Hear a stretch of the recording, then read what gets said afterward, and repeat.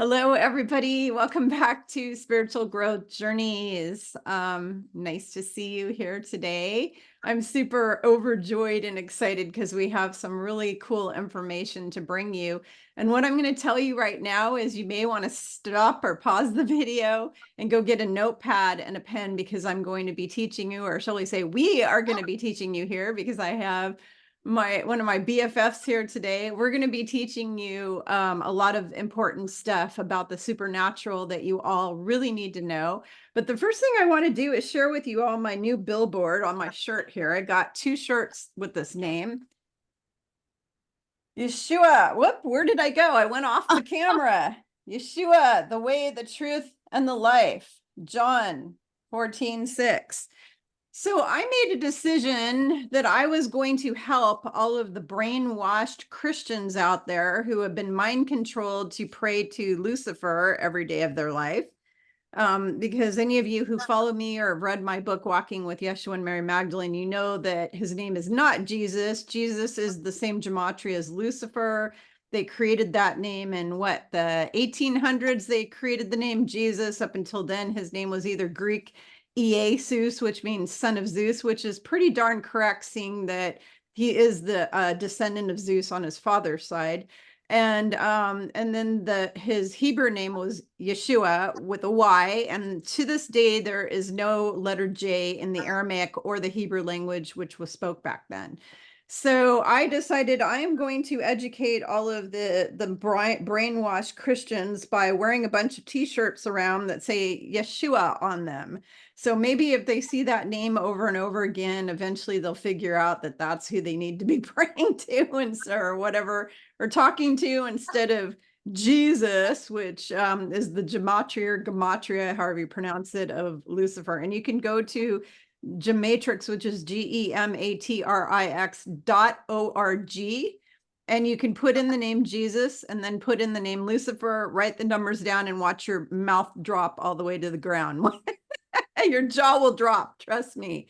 And then if you put in Jesu, Jesu, which is in the song Jesu, Joy of Man's Desiring, that is the gematria of Satan.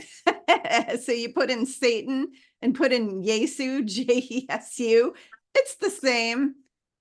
This was all the Cabal's way of tricking all the gullible, mind-controlled Christians into worshiping Lucifer and Satan. So anyways, so yeah, you want to refer to him as Yeshua. So I have these wonderful T-shirts. I bought a few different T-shirts, and I'm hoping that might open some eyes when I'm out walking around in public at grocery stores and wherever I go. So today we are here to talk about the supernatural. We are going to talk to you about ghosts, demons, spirits, jinn, fairies, all these like little things, just supernatural beings. We're also going to talk about contact from our relatives who have passed over and gone to heaven. We will be discussing the difference between good ghosts, bad ghosts, how to know the difference, how to know if you have a demon in your house, and a lot of other good things related to that. And I have with me today my adopted sister and BFF, Antoinette. She is here with me. And Antoinette does not have a website. She doesn't do sessions. She is a full-time mom and wife, and she's very busy taking care of her family and also driving her husband places every day. She does a lot of driving. She's kind of the family chauffeur. But she is a busy girl, and taking care of her menagerie of pets, lots of pets. So she has kids, pets, husbands. So she doesn't have a website. She doesn't do sessions. Husband. Well, your pets are kind of like the extra husbands, right? Because you're having to take care of all of them all the time. Lots of children. Lots of children. I'm kidding. Yeah. Lots of furry children. And we get to have all of that love because they generate thousands of decibels of love frequency all around us, which is amazing. So that's awesome. Welcome Antoinette to my channel. And Hello. Antoinette and I have known each other since she was 14 and I was 15. So I'm 58. So that's 43 years we've been friends. That's 43 years. Wow. Yeah. Yeah. It goes too fast. It goes way Yeah. too fast. It went People tell by, you that when you're young, they're like, enjoy your youth because it goes really fast. And I'm like, right? right. And I'm running around the yard. Yeah. And then boom, I'm, not able to run around the yard like I used to. And it does go fast. My kids are already grown, and it's like, they're not lying when they say it goes fast. You youngins out there, when they say enjoy your youth, it goes fast. It goes fast. It goes very fast. Very fast. I wish I was 20 or 30 again, but no such Grab luck. every moment. Make a plan, grab every moment, enjoy life, because it goes by and it's gonna throw stuff at you. Mhm. But you just, I don't know, go with the flow as well. Enjoy it, go with the flow, and know it's gonna go fast. Yep, absolutely. So speaking of Antoinette and I knowing each other for so long, so Antoinette's grandma was kind of our neighborhood psychic, and she was the most accurate psychic I've ever met. She predicted who I was going to marry, basically what he was going to look like, where he was going to work, even where he came from. I mean, everything. Right. I'm Yeah. 100% dead on. She also predicted a lot of other stuff for me, dead on. And she would do readings and she would use playing cards, not tarot cards. And she didn't use the cards to mean something. She used them as like a focal point to focus her superpowers on, basically, so she could get information. And so she would lay out the playing cards and then she would, give you a reading, and she would charge $10. I think that's what she charged me, $10, something like that. And she every one of Antoinette's friends, all of us all would go to grandma and she would tell us whatever we wanted, to know. And yeah, and Antoinette inherited a lot of her grandma's gifts, but she doesn't go out and publicize it and do the way I do, working with people and helping people. She kind of keeps it to herself. So I'm not real confident in, I get what I get. People come to you and they want to know this and they want to know that. And I'm not yeah, necessarily gonna get that. I might yeah, get something else. I might get nothing. yeah, For me, it's so hit and miss. It's like, maybe you just let it come to you, do what you can. But going, putting myself out there and is at this point in my life daunting, because I don't always get what people want from me. I don't even necessarily get who they want from me. I might get somebody else, or mm-hmm. so I just don't feel like I can and that, I think, is the way it is with this. Yeah, You don't have a handle on it and you push go and you push up or down or whatever. It doesn't work that way. And no, yeah, I so I don't just have control over a lot of it. don't have control. Right. People think, oh, Yeah, well, if you're so, why don't you just do this? And it's like, it yeah, just doesn't work that way. mm-hmm. So I kind of just let it come and do what I can, as opposed to opening the door and saying, come on in, because I I don't want to jumble it up and make a mess of something when I want to do is help. So I just kind of let it, let's see what comes, and then go with what comes as it comes. That's where I'm at right now. I don't know. But you've always helped me. And the thing is even though Antoinette doesn't professionally counsel people the way I do using her skills and talents, she's been counseling everybody since she was a kid, just like I have. We've both been counseling our friends, and all of Antoinette's friends go to her with all their life problems and all their issues, and she is such an awesome counselor.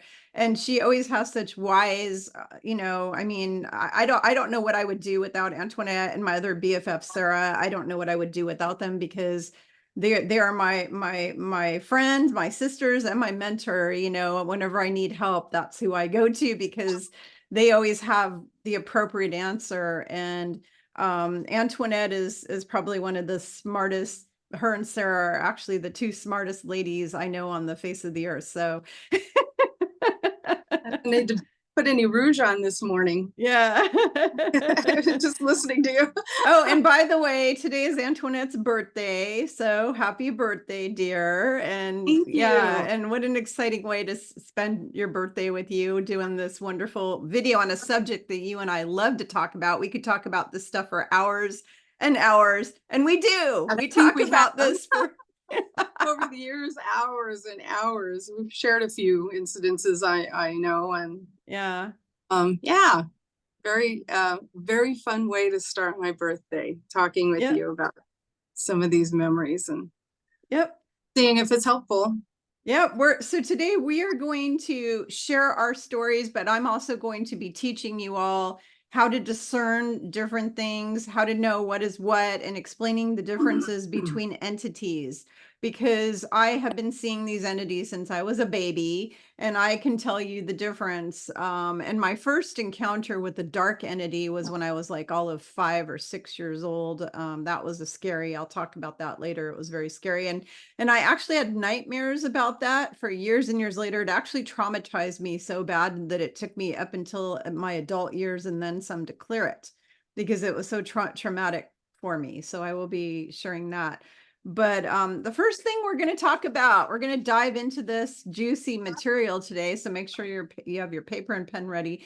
I want to talk about when your relatives pass over and they come to visit you, what are the different ways that they speak to you, connect with you, talk with you, get your attention? And I'm going to share, I'll have Antoinette share first each time her story, and then I'll share my story. But the first thing I want to point out is yesterday morning, I woke up to the sound of my mom speaking to me. She was speaking to me. She was like, Kim. And I hadn't heard her in years. I hadn't heard my mom speak to me from the other side in many years. And the last time I had heard her speak to me, she touched me too. Like I felt her touch my head and my back. I was meditating and I heard her say, "Hi, Kimmy," because they all called me Kimmy in my family. "Hi, Kimmy. It's me, your mom." And she Nice. touched me and that was the last time. And that was years ago. But yesterday morning I heard her. And then I went to because I don't pay attention to what the date is, the day of the week. I just don't pay attention. I just look at my schedule that pops up to alert me when clients are coming on and that kind of thing. But I don't really pay attention to the day of the week. So I look at the date, I'm like, oh shit, it's March 14th. It was my mother's birthday yesterday.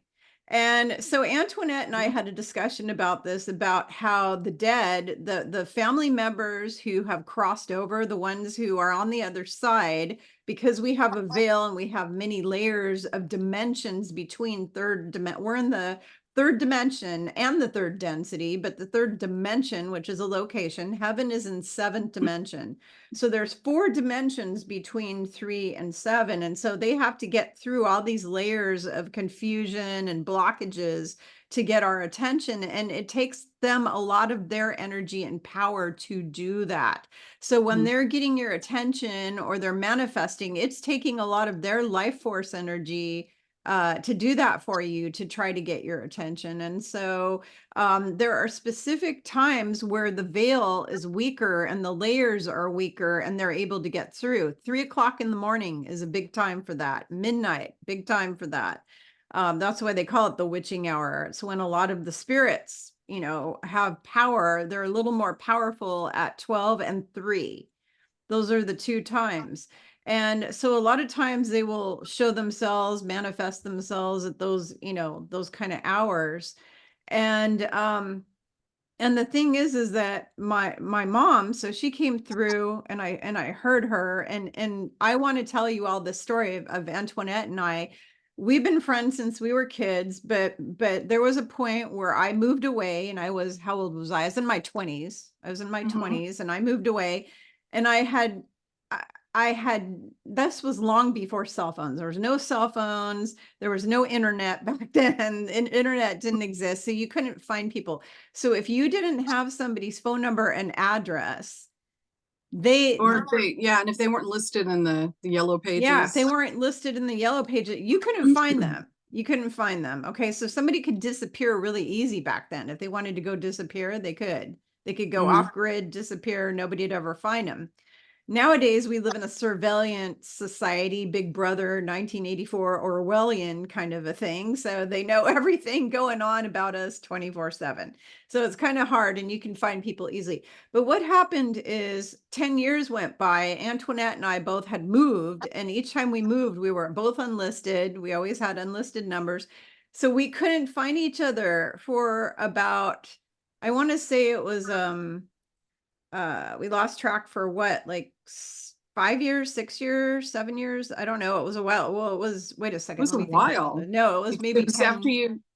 it was not long after you got married and you moved. You moved to Washington. I moved to Riverside, Mm-hmm. right? Oh, you moved. Yeah, I Um, moved and I moved again. I'm not in Washington anymore. I do not. right. Yeah. It's a That's lefty place. So I left the lefty place. I left the lefty place. Not yes. in the lefty place anymore. No, no, thinking about joining you where you are because where we are, Yeah. um, it's getting crazy, but that's another story for another Yeah. time. Yeah, We no, moved. I left the lefty place You and yeah, left both lefty places. I left both two lefty lefty places. places. Yeah, I left two lefty places and so yeah, I prefer to live in a red environment. But anyways, or more conservative, I guess you It's can getting say. harder and harder. I'm not a conservative, but I just don't want to be in a radical liberal state. Um so anyways, the thing is that we both moved, we lost track of each other for, from about 1993 until we lost track from 93 until about 98. So that's 5 years because I was pregnant. Yeah. Yeah, I was like pregnant when I got it. It was either 98 or 99 when we got in touch Right. again because I No, was that's about right. Yeah. yeah, because I was pregnant. So this is a nice little dead person story. So basically what happened is I didn't know that Antoinette, I was very fond of Antoinette's grandma. So Antoinette's mom was like my adopted mom. She was like my adopted mom, and her grandma was like my adopted grandma. And I was at their house all the time, always hanging out at their house, eating her mom's wonderful cookies. Her mom always baked all these anisette cookies and all these wonderful cookies that I used to gobble down. And what happened is I was asleep at night because I have a lot of people on the other side who connect with me at night. There's two things that happen with me with connecting with the dead. Number one, I sometimes astral into what I call a midway point. There's like a place between heaven and earth that's I called a meeting space. It's like a meeting space. And I have a specific space that looks like the house I grew up in. And I will go there at night to meet up with my family members who have passed over. And sometimes new people will show up there and I don't even know they're gone. I didn't know they were gone. I'm like, what are you doing here? And then I get a phone call a few days later. Oh, so-and-so's dead. Oh, yeah. Well, I saw them in what I call the dead room. I call it the dead room, but it's basically like a meetup point where all these people go. So I was dragged to this apartment in the middle. I was sleeping at night, and several times I kept getting dragged to this old apartment that Antoinette lived in with her mom when we were kids, where I used to go all the time. And I'm like, why do I keep getting dragged to this place? And so one day I'm dragged there and bing, there's Antoinette's grandma. And I'm like, what? And she comes to me and she says, Antoinette needs you. She's in trouble. She's going through a very difficult time and she needs your support. She's going through a divorce. And I'm like, a divorce? She was never married. When last time we saw each other, she wasn't even married. She's going through a divorce. And she said, yes. And I didn't even know where you lived at the time. And so she told me where you were living now. She told me the name of the city. And we're not going to say this information on the internet, but anyway, she told me the name of the city that you lived in. And at the time you were unlisted. You weren't in the phone book. So I couldn't look you up in the phone book, couldn't find you at all, couldn't find your mom. You were both unlisted. And so the next day I called what was called 411, which was information back then. I don't know what it is today, if they still have such a thing, but you could call 411 and you could get somebody's number. And they gave me I told them the name of the city that she said you were in, and then they gave me the phone number. I called, and instead of your mom, and it was, and they gave me actually the phone number for your mom. It was your mom's phone number. It wasn't yours. It was your mom's phone number. And Yeah. I called, and instead of mom answering, it was Antoinette who answered. And so we got reconnected. And sure enough, I find out that not only was she going through a divorce, that was real, but she'd gotten married to a high school high school friend of ours, a guy I knew. We both knew him in high school. I had no clue they had married, and then they went through a divorce, and she had a little boy. She was pregnant and had this little boy shortly. I think he was just born. He was like a little baby at the Yeah, time he when was a we got baby. hooked up. Yeah, Yeah. he was a little baby at the time. And she was going through this divorce, and it was really difficult for her. And so we got hooked up, and we haven't been apart ever since, especially now that we can find each other a lot easier. And so this was 26 years ago. That's a long time ago. So Yeah. 20, because Brandon turned 26. So it's 26 years, at least Mhm. 20, maybe 27. So we haven't been apart that whole time. But the funny thing is that her grandma not only came to me, but her grandma actually manipulated the electronic wiring, because there's no way that information would have given me an unlisted phone number. They didn't do it back then. You couldn't get unlisted. If it's unlisted, it's unlisted. It was very one or the other. There was no in between. There's no mistakes with that.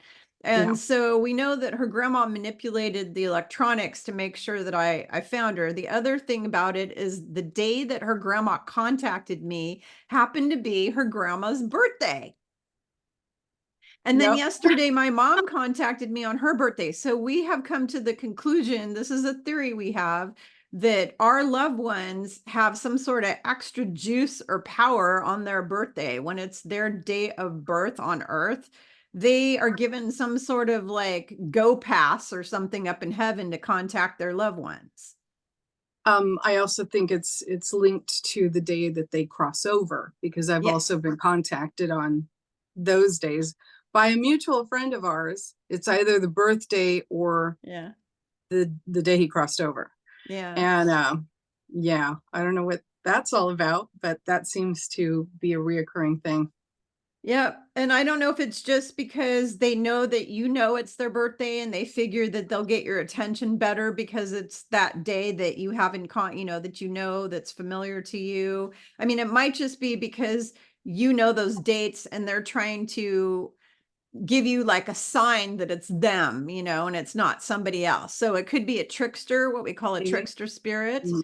So a trickster spirit's not going to show up on your loved one's birthday because they probably don't know your loved one's birthday. So I almost think it might Right. be like a secret code kind of thing where, okay, I'm here, it's my birthday, nobody else is going to know that. So it's definitely me. There's no doubt about it that it's me, kind of thing. You know? Hmm. Yeah. Yeah. So And well, the tricksters, they almost always give themselves away anyway, but that's part of it, I think, is there's sort of an intimacy about the date between you and mhm. the person who's trying to reach you. Yep. And maybe subconsciously you're not even aware that it's, you know, that time, but when you look back, it's like, oh my God, okay, that was his birthday. Or Mhm. it there's something about birthdays. That's all I'm gonna say.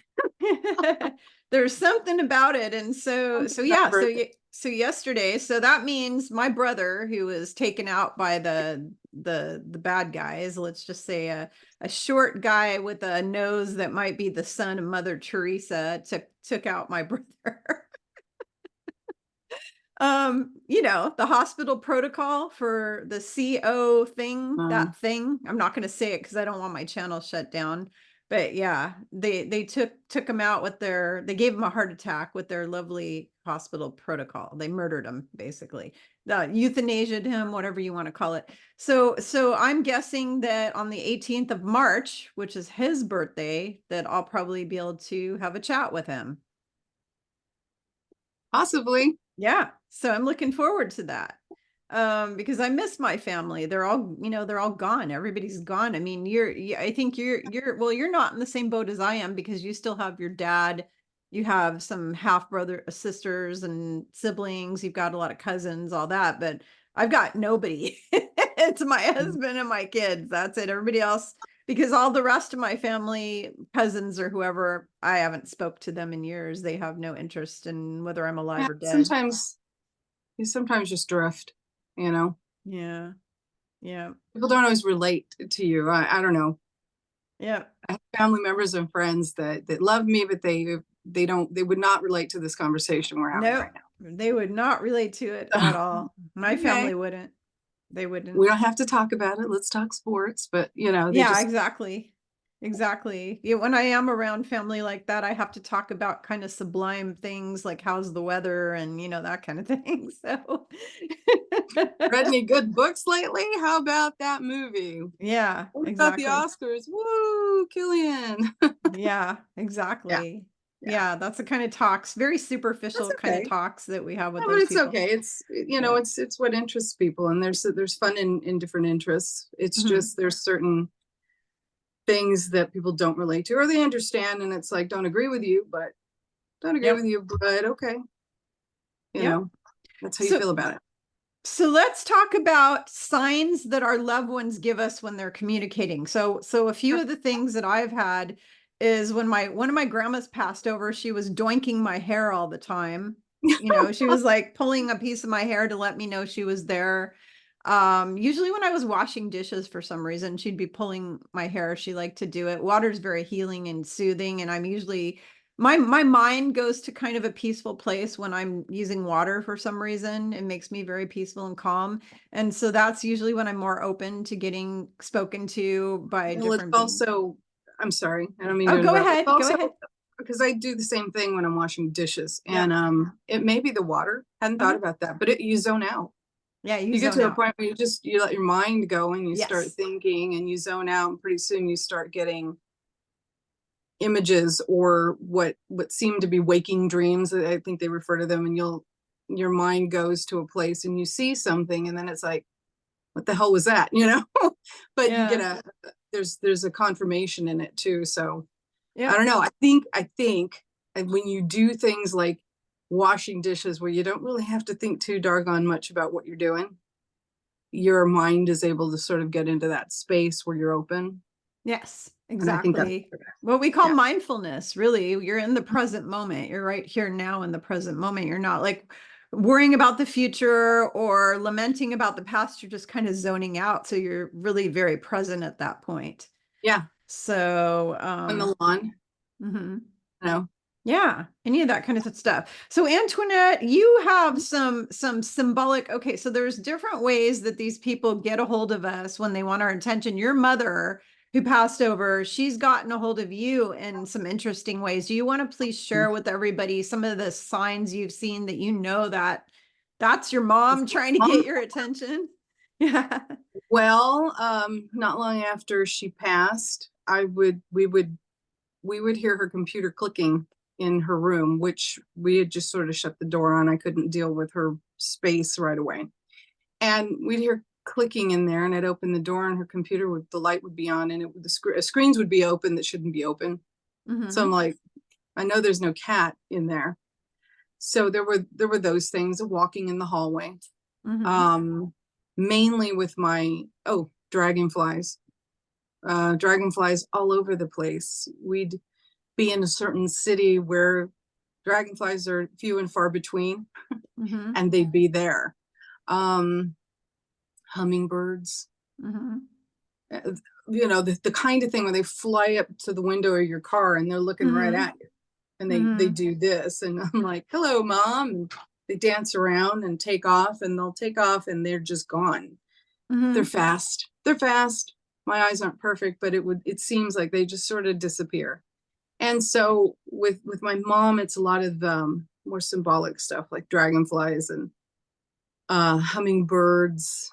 Um, And didn't you I tell look me those are her two favorite? Those were her favorites, right? for So favorite. those were Yeah, her, yeah. So that's why dragonflies and hummingbirds, not just for the hell of it, but specifically for your mom because those were her favorites. right. And it Yeah. was funny. I was having a conversation with a friend, Mm-hmm. and we were talking about mom, Mm-hmm. and she lives in said city that doesn't really get a lot of hummingbirds. She just Yeah. hasn't seen them in years, she said. And we're sitting, she was sitting on her porch having coffee. I was visiting with her. And she said, we were talking about mom and laughing about some memory we had. And she said, stopped and she said, oh my God. And I'm like, what? She goes, there was a hummingbird flying around my head right now. I go, oh wow, how cool. And she's like, no, you don't understand. We never get them. I haven't seen one in years. And so for me to be seeing one right now while we're having this conversation seems a little more than coincidental. And I'm like, yeah, it would seem. And I, that same day, had hummingbirds on my porch. So I was like, she's around. She's Yep. around. I tend to see my mother, my family members tend to communicate with me in dreams. Me too. Me too. And Yeah. so a lot of that communication happens when I'm sleeping. Mm-hmm. But I do see certain things, Mm-hmm. things will turn up. That's an odd one when something will turn up, pictures or something. You're like, where did these come from? Because how many times I've been through this room or that drawer and suddenly there's a picture I missed. So there's things that people can dismiss as, well, you just missed it before, or it's just coincidental or whatever. And I'm like, okay, well, yeah, you could say that. But sometimes the coincidence is just a little too coincidental, Mm-hmm. and I think it rings in your gut Mm-hmm. when something like that happens. There's not, isn't that coincidence? There's too many of them, you know, there's too many of these happening all at once. And oh, look, it's her birthday coming up. So that'll happen. But my mom and I, we have grand adventures when we meet up. We go shopping, we get drunk. We have lunch and then we go get drunk and we go swimming and we laugh. We do a lot of shopping. She likes to shop when we meet up, and that was mom. She used to love to go shopping and love to go out for meals. Mm-hmm. Just visit and enjoy life. So we get to do a lot of that in dreams still in that little meeting place. And I see Wow. my grandmother from time to time in that way as well. Grandma comes, though, there's usually an important message going along with that. So Well, like she popped into me. I mean, I didn't even know she was dead. That was what was crazy is I had not known she had just passed away a year before that. It was like approximately 1 year. Yeah, it was about 1 year before you and I had spoken and caught up with each other again. And she came to me on her birthday a year after she had passed, basically, or somewhere in there. And I didn't even know she'd passed because you and I hadn't right. talked in a long time, and I was in another state and I wasn't keeping track of what was going on down there. So that was really something. But I've actually, when the one grandma would pull my hair when she passed, the other grandma, I would smell her perfume. So one of the ways your loved ones are around you is you will smell something Mm-hmm. that is familiar about them, like their perfume, their cigarette. My mother smoked like a chimney, so I would smell cigarette smoke when my mother comes around.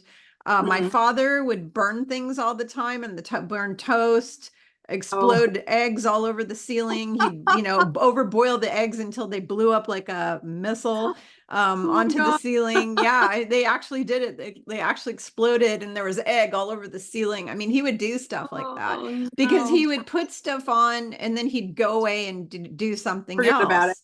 Yeah. And so whenever my dad comes to visit, I smell burning smell, and you have to be careful because one of the signs you're having a stroke is the smell of burnt toast. So it would Really? freak me out every time he'd come to visit because I would smell burnt toast smell. And then I thought I was always having a stroke. And it's like, no, I wasn't having a stroke at all. It's just my dad, but that's just his like signal to me. Hey, I'm here, because it's a familiar smell. It's something Right. familiar to you. Mm-hmm. The other thing I noticed about our relatives and friends, when they pass over, their pictures will fall off the wall, or it will fall over, or it will move, or it will shake or rattle when they're visiting. Really? That will I haven't happen. had that, but wow. Yeah. What I've you had it mean? happen. I know a lot of people who've had it happen. A lot of clients have had it happen. All kinds of different things where maybe you have something that belonged to that relative. You have something, jewelry or something, and you had placed it in one spot and it disappears and it goes missing, or it shows up somewhere else. It gets moved and nobody touched it. You didn't touch it. No one in your house touched it. The Mm-hmm. reason their object move is it was your loved one letting you know, hey, I'm here. Hi, how's it Hi, remember going? me? Yeah. Yeah. Dropping in to say hey. Yeah. So here's Yeah. what you're looking out for, and this is what you need to take note on. When your relatives pass and you want to connect with them, first of all, you can talk to them anytime you want, and their energy, like as we're talking about our moms are with us, and their energy comes to you. My brother, everybody, their energy is here. Like I can feel them here because it's all cold, icy cold now. So that's the other thing, is when they are around you, you feel icy cold, not hot. Icy cold. You feel icy cold. Not always, but some of the No. time you will feel icy cold, especially with ghosts. Ghosts will make you feel very icy cold. With my Yeah. family, it's for me, it's you feel the energy. You'll Hmm. feel there's something The here, and actual then energy. it's Yeah. either a comfort, Uh-huh. it's warm and comforting, and it's like, and I'll get a sense of who it is right away. So I'm like, hey mom, or hey grandma, yay, it's grandma. But every now and then I'll get something's here, Yeah. and you get the hairs standing up on your neck. I'm like, this is a stranger, and I'm not digging this one. It's like Yeah. there's something else here, and it's like, okay, you need to clear out, because You're not the welcome. energy, a Yeah. lot of times you can feel the energy is not great. We recently had noises in the wall, and every now and then we'll get a critter. We sometimes get a squirrel in the ceiling. Hmm. Thumps running around. I don't know if he's playing with something. But that's not what this was. And what was funny was that before we'd hear any noises, the dog would walk around to the front door and stare. And I'd check because I thought, is somebody, trying, our doorbell doesn't work. So I'm like, somebody trying the bell, and they're just standing there, and I have no clue because I can't hear them. And there's nobody there. So we'll check, we'll look out to the yard and see if somebody's walking away or whatever. And there's just nobody there. And sometimes she'll go growl, and there's nobody there. I actually put the picture of St. Michael that you Hmm. sent to me Hmm. several years ago. I had it facing a different direction, and I've now faced it right up towards the wall, towards the door. And ever since then, that stopped. But there was something hanging around, and it was the cats, the dog, they were all looking right at the same time in the same place. And I'm a debunker. I'm like, something happens, I'm like, oh, it's paranormal. No, there's a reason a lot of times for things that happen. So Yeah. you have to check Wind, it all out. kinds of stuff. Yeah. Right. And I'm one of those people Hmm. who, believes if you look around and there's no logical reason for this, even Hmm. something you consider scientifically that you might not be, um, fully able to answer. But if you can look around and go, no, there's no reason for this to be happening, then you may have something a little paranormal happening.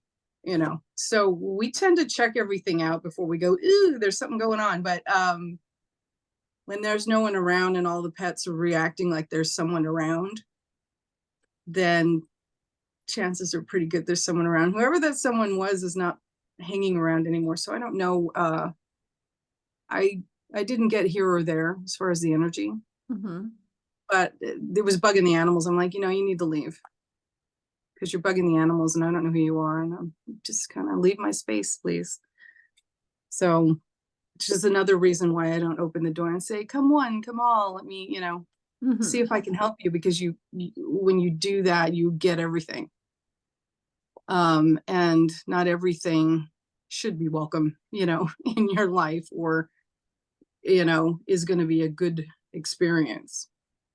So I think there are a lot of ways you can help somebody, but I don't know, opening the floodgates that sounds really potentially dangerous, It frankly. is. Well, it I'm can like, make you crazy. That's why I don't, I have the ability to be a medium like Sarah. Sarah's like kick-ass medium.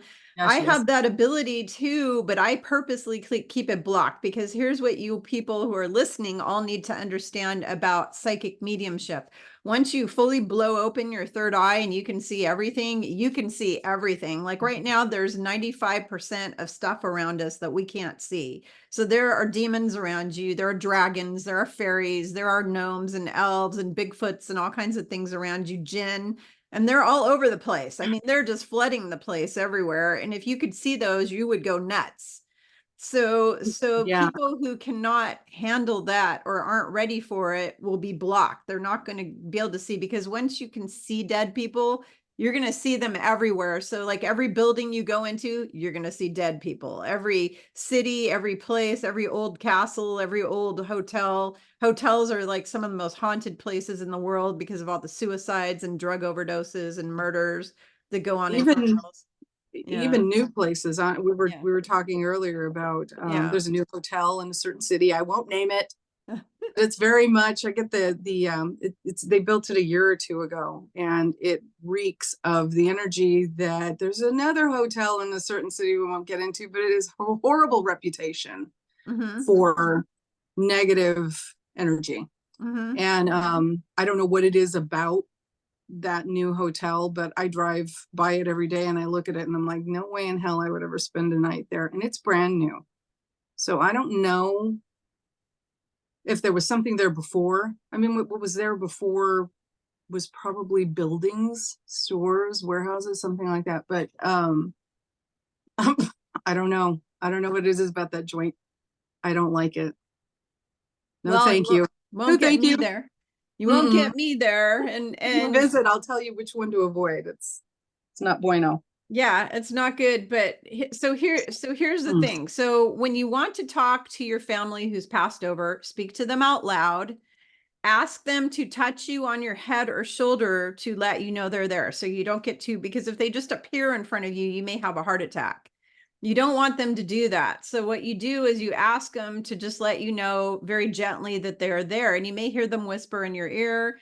You may feel them touch your head. You need to be in a place where you are very calm and peaceful, and your mind is very open and calm in order to receive their energy and to actually communicate with them. But I highly recommend, before you do any kind of deviation, any kind of divination,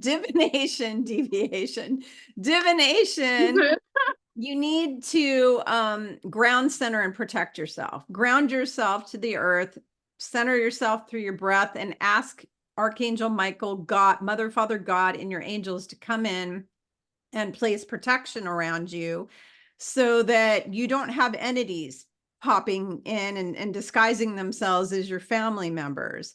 Okay. And if you have a family member who you think is talking to you and they're saying things that are negative or fear-based, that is an entity.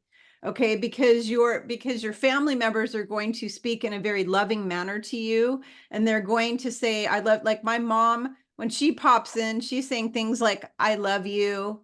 I'm watching out for you, stuff like that. She's not going to sit there going, it's the end of the world, or you're going to be killed tomorrow, or, some awful thing like that. It's going to be something very loving, and you're going to feel it in your heart space. You're going Right. to feel that warmth and that love in your heart space when your loved ones are around you and they're telling you positive things.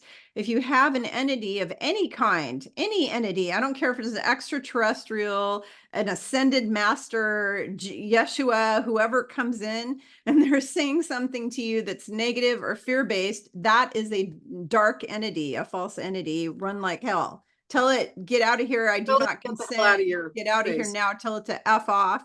You have to be very commanding to it. You need to act like you're not afraid of them and you're bigger than them. So you literally have to say, in the name of Yeshua, I command you to leave here now. You do not belong here. Go, or I will have Michael obliterate your ass and recycle you back to source.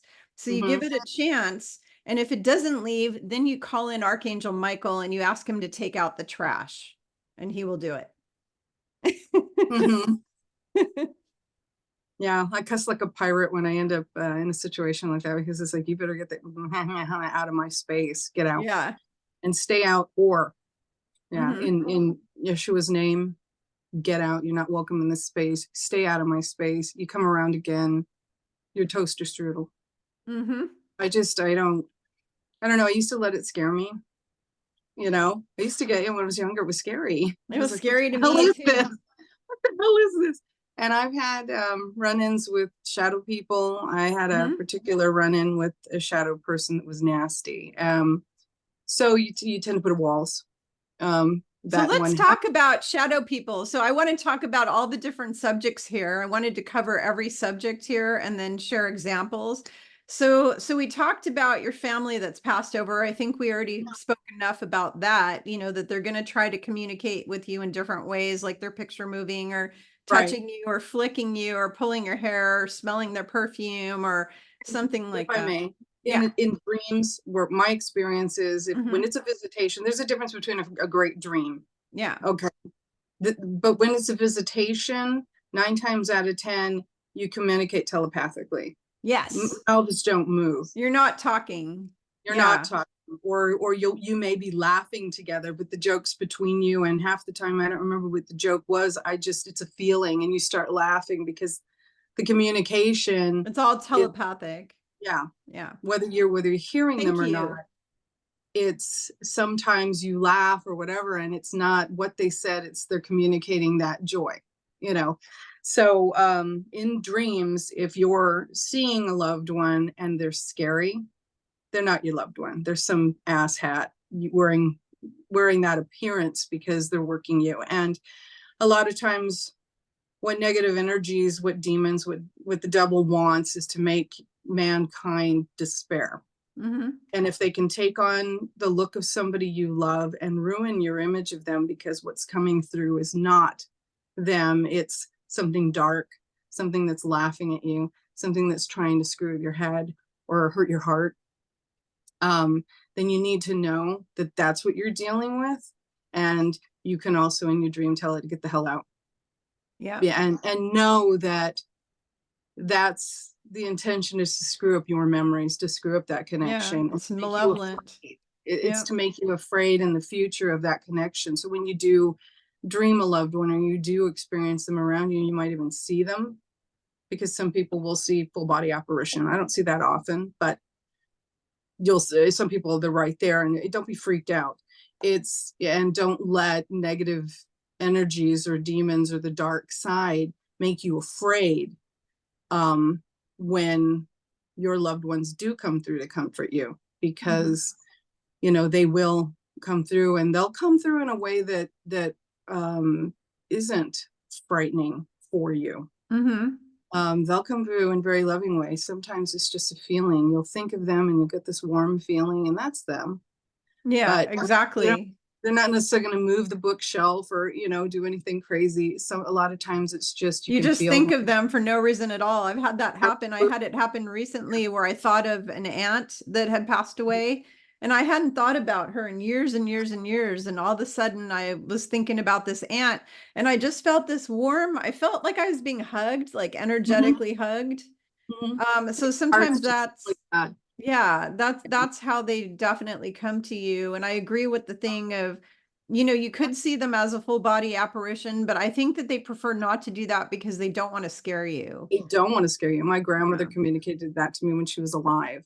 I Hmm. told you that story. Yep. Um, yeah, she used to tease me, I'm gonna come and haunt you when I'm gone, haha. And I'm like, yeah, yeah. And she And goes, I'm tickle gonna your come. toes, right? You said she was going to Well, tickle your toes she or used to something. say, I'm gonna appear and scare you. She goes, and I go, do it. And she said, no, no, no, I would never do that. I don't want to scare you. And I said, it wouldn't scare me because it's you. And, you know, outside of that, this has been my whole life since I was a very small child. Things out of the ordinary were pretty ordinary. So I was like, well, do it, you know. And she had said to me, I don't want to scare you. And I said one day, I sat down and I said, you know, you said that a few times. Why don't we make a pact? And she was like, what are you talking about? You know, and because my grandmother was a very strict Roman Catholic, Mm-hmm. but she also was psychic. Mm-hmm. And there were times in her life when she struggled with whether or not that was right or wrong, and she always used it to help people. Mm-hmm. So, but you know, there's a little background. But she used to. I said, "Let's do a pact." She said, "What do you mean by that?" And I said, "Okay, whoever dies first, because you never know in this world, right?" And she's like, "Don't even think it." I'm like, "Grandma, nothing's promised. So whoever dies first makes a promise to come back long enough to grab the toe of the other person and wiggle it. And that means I'm alive and well, that there's an afterlife, and I'm alive and I'm well and I'm safe. And don't worry about me, and don't, you know, don't fret about me. I'm fine." Mm-hmm. And she looked at me and kind of considered it. And then she looked me dead in the eye and she said, okay. And so we shook on it and made this deal. And she's like, you sure you want to be afraid? And I go, no, I think I would love it. You know, are you going to be afraid? She's like, no, no, no, I wouldn't be afraid of my granddaughter. I'm like, okay, it's a deal. So I forgot about it. We had this conversation, forgot about it. And she passed on maybe 9 months later, a year. And I was going through some stuff. I was having a hard time in my first marriage. We were on the way to a divorce. We really weren't happy. And so I was going through a lot of crud, and it was a particularly rough night. My son was very little, and I'd just gone back from checking on him. And I laid down to try and get to sleep. And I got to that point where you're on the verge of drifting off into dreamland, but not quite there. But you're like semi asleep. I don't know what that's called. But I'm laying there and I'm not thinking of much. I'm starting to drift into a dream I can't even remember. And I felt two fingers grab my toe. And my grandmother had a very specific touch. She was not delicate. She had a firm hand. My grandmother, when she was a teenager, would beat up the boys. They had a boxing ring, and she was real good in the boxing ring. So She was tough. She was tough, and she had really strong hands. And so her touch was not necessarily light. Plus, she had an energy. You know, there was a heaviness, and I felt that touch grab my toe. And then I was like, and it got my attention. I'm like, what? My eyes flew open. And then I felt her wiggle my toe. And I'm like, no way. And I sat up and I went, Grandma. And I'm looking, and in the doorway of the hallway, there was a bathroom, which we kept a nightlight on in case, you know, to help us see better. My son would wake up in the middle of the night. So I could see her silhouette standing in the doorway. And she looked the way she did when I was little. She had this beautiful chignon, long hair. Mm-hmm. And she wore a chignon on her head, and she had her little homemade dresses. And there she was. I'm like, oh my God, Grandma, you came back. Mm-hmm. And oof. Right. I got up right away because she moved. She went to move down the hallway. And I got up. I'm like, whoa, don't leave yet, you know? So much to talk about, right? And by the time I hit the doorway, she had gone, but she had turned and walked towards the room she used to occupy. When she passed away in that room. And so it was an amazing moment because she kept her promise, you know. And I'm seeing her, and I see her go down the hall. I'm like, oh my God, she did it. You know, it's not easy to come back. And I sometimes I've heard, I don't know how accurate that is, but I've heard that if you're ill when you pass away, then you experience all of that when you try to come back, which is why a lot of spirits don't do that. But she did it. Hmm. She did it. And Wow. It takes a lot yeah, of power to do that. And to see them, to see their a visual of them, that takes a lot of their energy for them to create that. yeah. And So, whatever they have to go through. And I was like, oh my God. So there's my grandmother. She yeah. came back and she's fine. And it's that double thing, you get weepy. I was weepy. But it's there's like this, she's fine. She's fine. Everything's good. And there's an afterlife.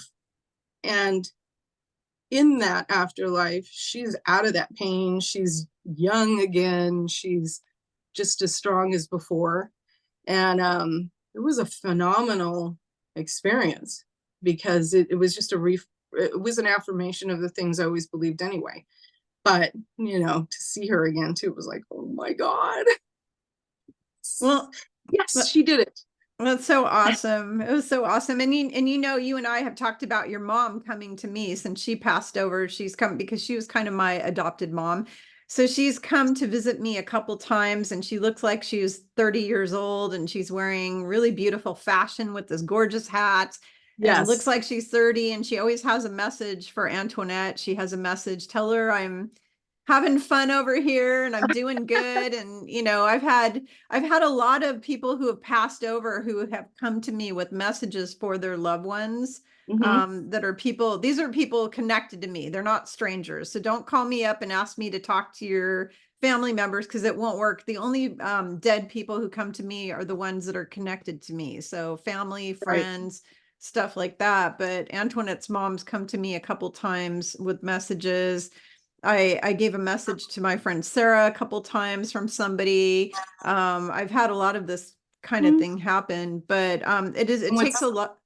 Go what's ahead. fun for me is no, what's fun for me is that you'll call and say, hey, I heard from your mom. I'm like, oh, cool, what's she wearing? And, and, Yeah, because and she's you'll very describe fashionable. sometimes what I see when I'm dreaming her.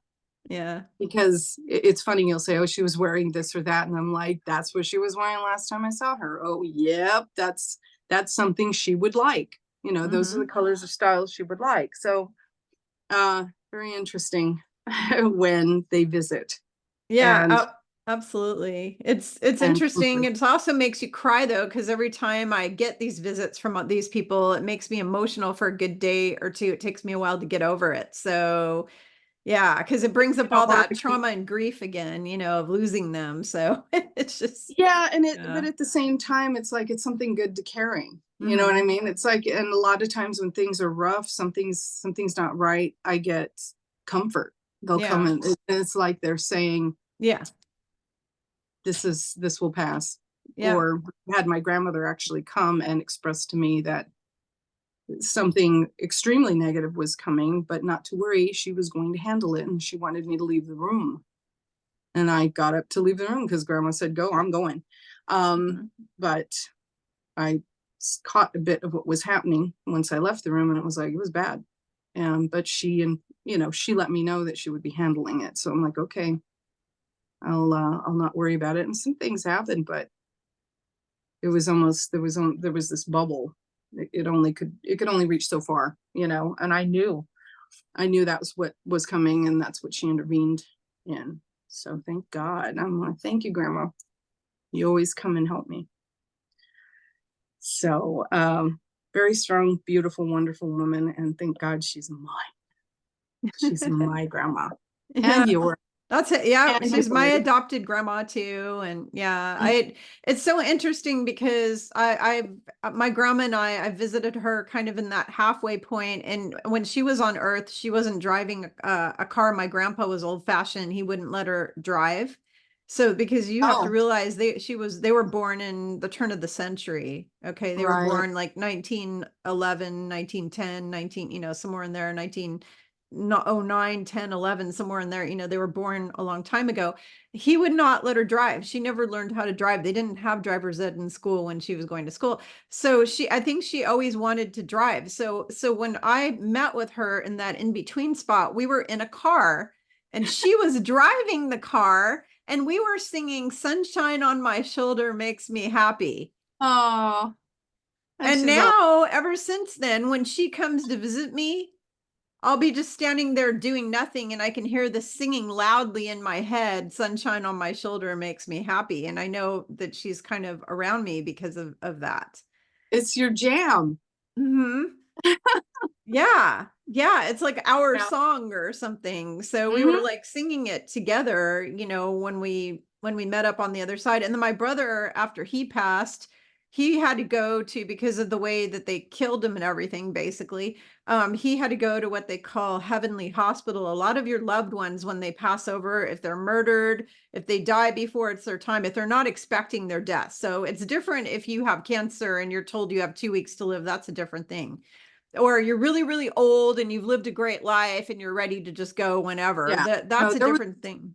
there was Yeah. a frustration. There was a big frustration for your brother with the way his life went and Yeah, the way the his ways life in which he went. was stifled. But Yeah. so there was a frustration also in his passing, I think, but I also got a sense that he was actually relieved He was because relieved too. Yeah. he was no longer under anybody's thumb. Mm-hmm. Yeah. And and he's around you a lot, Yeah. you know. Well, he You're actually told a medium friend. I have a friend who's a medium, and she didn't even know who my brother was, and she didn't even know he was a dead. We had never discussed it because she's just an acquaintance friend. And she's having a talk with me on the phone, and he popped into her house, and she like was startled. She was freaked out. She kind of screamed on the phone. I'm like, uh-huh. "Are you okay?" She said, there's a young man here. He's really big and tall. I mean, because my brother is huge. He was like 6'4".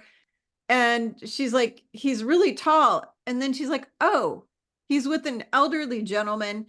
They want to talk to you, Kimberly." And I'm like, "What?" And so it was my brother and my grandpa.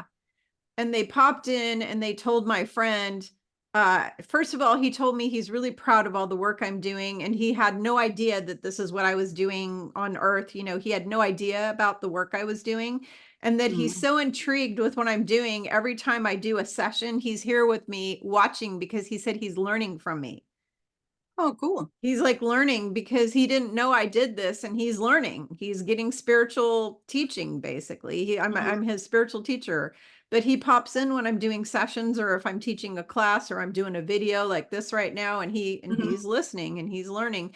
And then him and my grandpa said that I needed to use my voice to heal my singing voice to heal people. So they told me I needed to start making singing videos. And that's Mhm. when I started to make the singing videos because up until they told me to do that, I had not done them yet at that point. So when they told me to start making singing videos, I was like, okay. So I started doing singing videos. Yeah. But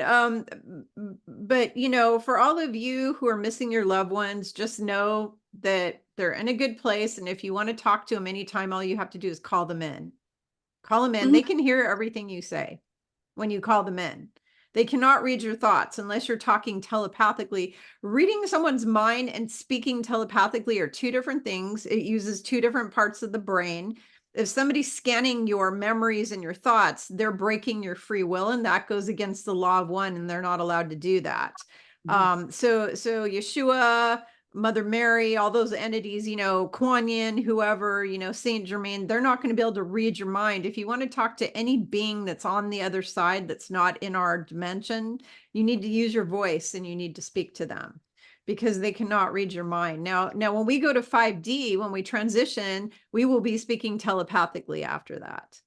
So after everybody's in 5D, there will be telepathy. But until then, just your family members that are crossed over are going to telepathically communicate with you.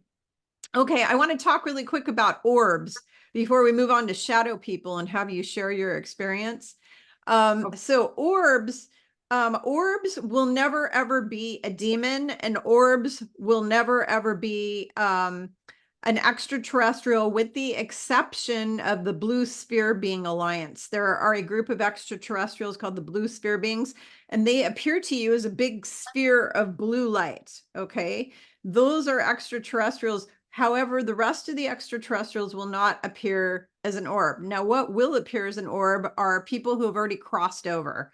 So anybody who's in spirit, ghosts do not appear as orbs. Ghosts appear as an apparition, a full body apparition. Like my daughter and I were in a haunted hotel, and a woman actually crashed into my daughter, like walked into her really fast. A woman dressed like 1940s crashed into my daughter.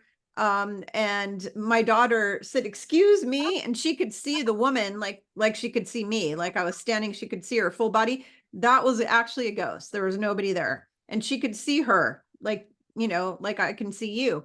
So ghosts will appear as actual people, like, and sometimes like you can touch them, feel them, kind of like solid. Sometimes they appear as filmy looking people, like sheer people, like, what do you want to call see-through people? Like you can see a person there, you can see their outline, their features, but they're like kind of like filmy or see-through or something like that. Sometimes they'll appear as a mist. They'll appear as a mist. Sometimes they will appear as a shadow, especially if they're not a good ghost, they will appear as a shadow. Sometimes they will appear as kind of like light and frequency. And also when you see angels appear in your room, if you're laying in bed in the wee hours of the morning and you see like bright lights flashing, like unless there's something wrong with your eyes, if you see like flashes of violet purple or flashes of blue or flashes like little like stars, like whatever, those are actually angels. Those are the angels. Angels can appear as like light. And so sometimes you'll actually see the form of the angel. I can actually see the form of my angels. I can see their like outline standing there in my room. Um, but the orbs are going to be dead people from the others that have already crossed over. People who have crossed over to heaven will come back as an orb. I've taken pictures of tons of orbs in cemeteries, tons of orbs in ghost towns, tons of orbs in historical buildings in Washington, D.C. A lot of orbs, but those are spirits that have already crossed over. Okay, they're not ghosts. They're actual people that are just coming back to visit. They're hanging out. They just want to visit, and they will appear as an orb. And the reason they appear as an orb is because they're not from this density or this dimension. They're not from this dimension. So they're not going to necessarily appear the way we do, because they just can't. It's really hard for them to manifest a physical look. So, but mist is really common for ghosts to see a foggy like mist. One time I saw what looked like fog walking across the street in the shape of a man. It looked like a man shaped like it was fog, but it was shaped like a person walking across the street. If you see a fog walking across the road, yeah, that's probably a ghost.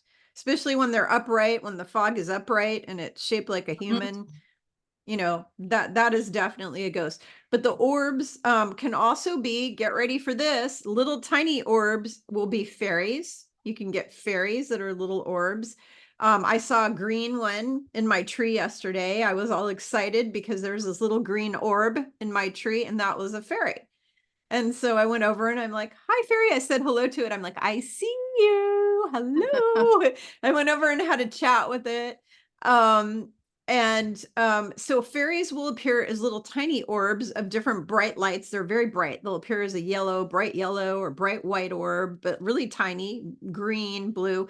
The jinn, elementals, all the elementals, what are called multi-dimensional beings, where they go in and out of our dimension. So you got your fairies, your gnomes, your elves, your goblins, your whatever, unicorns, whatever. They can appear as an orb. And the reason why is they are interdimensional, and they will not manifest like a body unless there's a reason for it. Like they want you to see them. Usually when they're in an orb form, it's because they don't want you to see their physical. They don't want you to see who and what they are.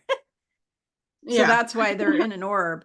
The spirits are in an orb because it's hard for them to manifest a body and show up in our dimension and it's hard for them. So the orb is an easier thing for them to travel, or whatever. And so I just wanted to point that out. Now, shadow people are not nice. They are not nice. Shadow people are malevolent. And go ahead, Antoinette, share your shadow person story. I have a few too, but go ahead and share your shadow story. Okay. Well, this happened Mhm. in that apartment where Mhm. you used to hang out sometimes. And what's funny about that apartment was when we moved into it, we were looking around. It was a corner Mhm. apartment in a very big complex. Mhm. And we went in, we were looking around, and it was a little bit dark in there. I don't know if it was where it was situated, but it was dark, and I went right to what would be my bedroom.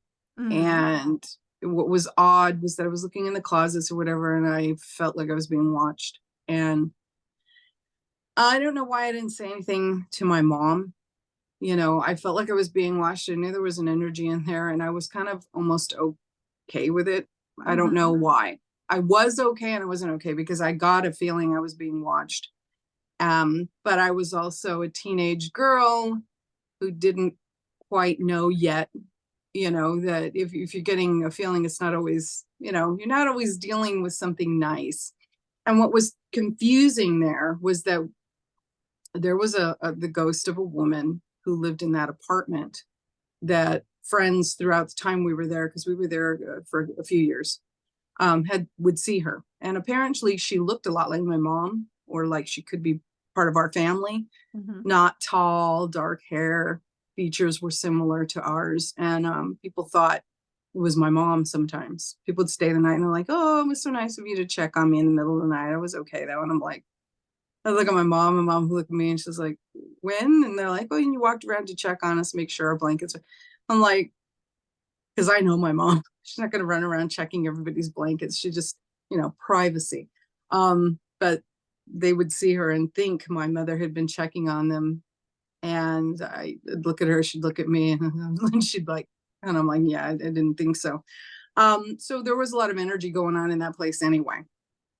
But what started to happen was I would hear walking. This was around the time when Richard Ramirez was out on his Oh. killing spree. And so the Night Stalker was a huge thing. And we were double locking, you know, double locking, triple locking, Yeah. checking the windows, the whole bit. Yeah. So I started hearing walking in our hallway, and I was terrified because I thought, oh my God, Richard Ramirez broke into the house. Right. And so I listened until it walked up to the door and it stopped. And it would stop. And then this became a regular thing.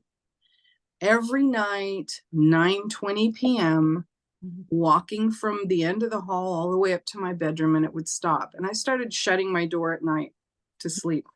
And when the Ramirez thing was going on, I was locking my doors at night, you know. Mhm.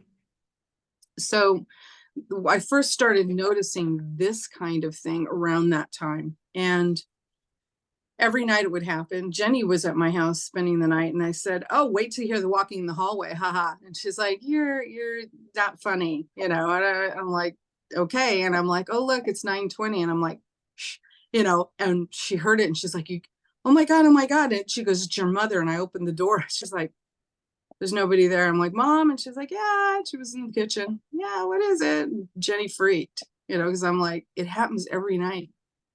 And she goes, are you sure it's not the neighbors upstairs? I'm like, no, it's this hallway. So long story short, because there's a lot that happened in that apartment. Um, but what happened was for the longest time, it would walk to the door. I'd always keep my door shut because I didn't want to know. I'm like, you stay out. And I would be sleeping in my room, and I, from time to time, would wake up for no good reason. And at the foot of my bed, I would see what were solid dark shadows. And there was always one that was taller. And there were these two little ones. And they would look at me over the foot of my bed, and they would move weird. They weren't just these dark shadows staring at you.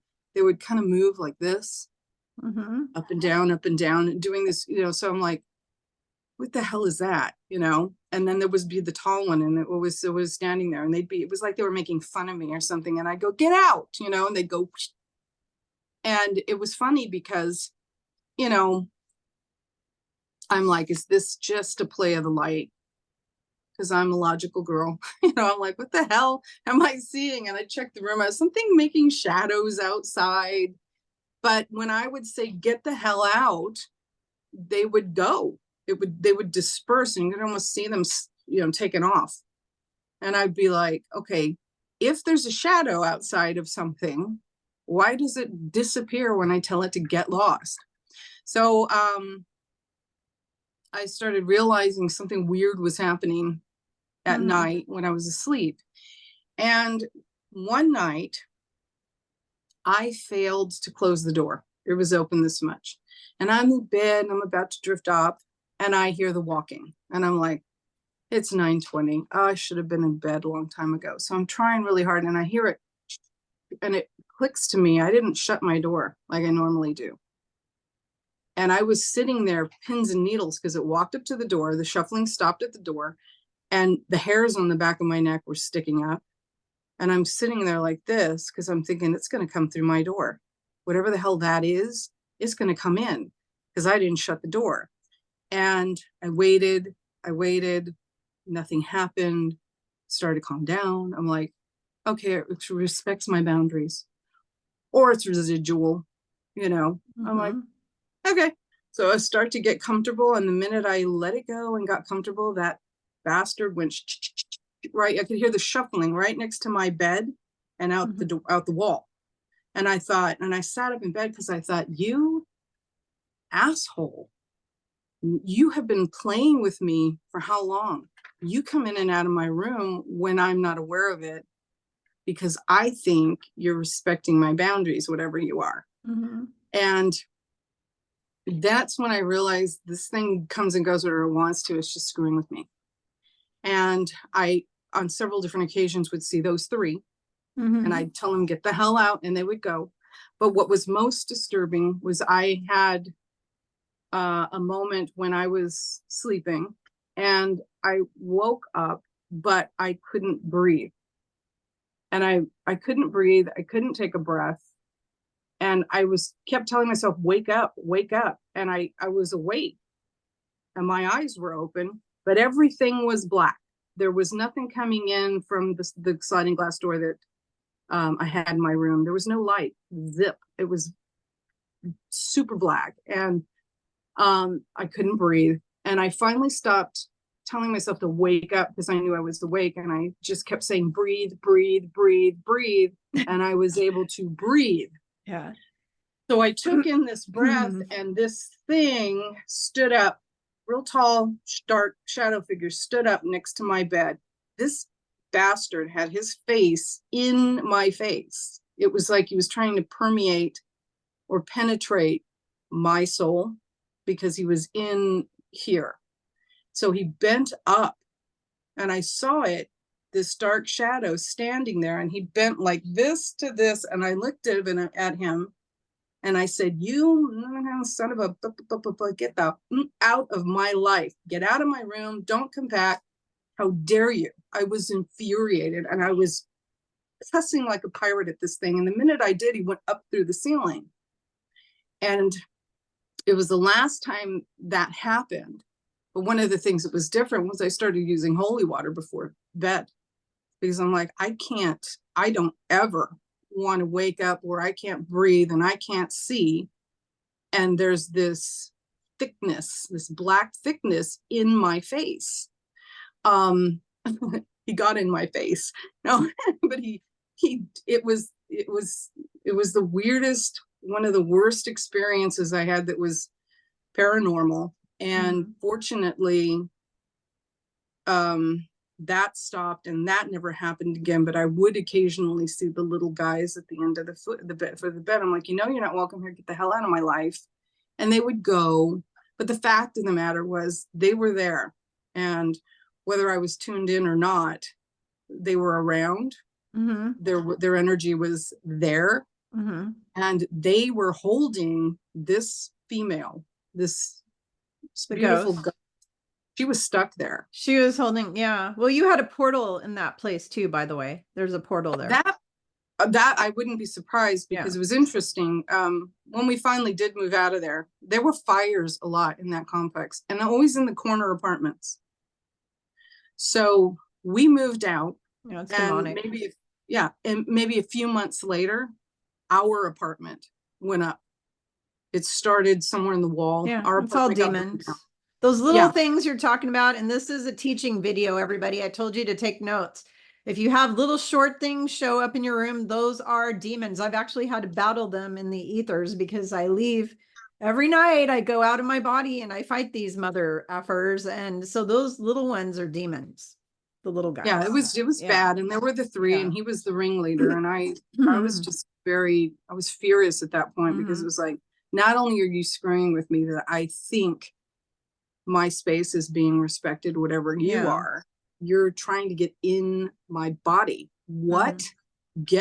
I was pissed. They want to come and possess you and all that fun stuff, take you over, and that's yeah, what they well, want. They're I not was going more to. than, I wasn't even afraid. I was just so angry. And so I took precautions, and then that seemed to stop. But that place went up in flames, and we ended up running into our landlords. I don't think they were the landlords anymore, the apartment managers. We ran into them in the grocery store, and we stopped, and we were talking and saying hi, and they'd retired. They were no longer taking care of that complex because, and we had asked them before, and they said, oh, there's some odd things that happen. We get fires, they start in the wall, but they didn't want to get into it. Well, in the store, no longer working for the complex, my mom said, so did you get a lot of reports of people maybe saying, and they stopped her and they said, having unexplained experiences, supernatural experiences? And my mom went, yes, and he goes, all the time, on a daily basis, phone calls from different apartments, explaining different things were going on, seeing shadows, seeing manifestations, hearing voices that weren't there, fires that started in the walls and nobody knew why. And I'm like, that place, it was the whole complex. There was a portal basically there. Yeah. So I'm really curious. I would love to know what was there before, because that place is extremely active. I have no doubt it's still active. I'm surprised the whole thing hasn't burned to the ground the way the fires used to happen, because they were pretty consistent. And there was a woman who was stuck there. We would hear her, people would see her. I remember thinking my mom came home from work, and I went out of my bedroom. I'm like, hey, Mom, and I'm talking away, and there's nobody in the house. And I thought she was in the kitchen putting some groceries away, because I heard what sounded like my mom talking and putting things away. And there was nobody there. At one point, we had a roommate, and I was doing theater, so I was out, and my mother was at work. It was a late night for us. We got in late. I went to go in my room, and I noticed my door was open, and I stopped because I'm like, okay, what kind of BS am I going to get when I open the door? Because I already knew there was things going on. And but that was unusual for my door to be open. And my roommate flew out of his door, and he threw me up against the wall, and he had a knife up in the air like this. And I'm looking at him like, what the hell? I'm looking at him, I'm like, what are you doing? And he goes, oh my God, thank God it's you. You guys are home. You're finally home. I go, what are you talking about? And he's like, I have been listening to some woman talking, and I keep going down the hall because I think you guys are home, and it's not you. And the minute I get around the corner, the talking stops. And then when I go to my room, I hear walking in the hall. And he had finally gotten to a point where he was terrified. He had a knife. He had locked his door. And when he heard me walking and starting to push my door open, he flew out of there thinking, I'm going to get this mother, because in his mind, somebody was playing a horrible joke. Or, and I'm like, you need to put the knife down, first of all. And you need to understand that talking in the apartment when we're not here is what we explained to you many times before. That there's stuff going on here.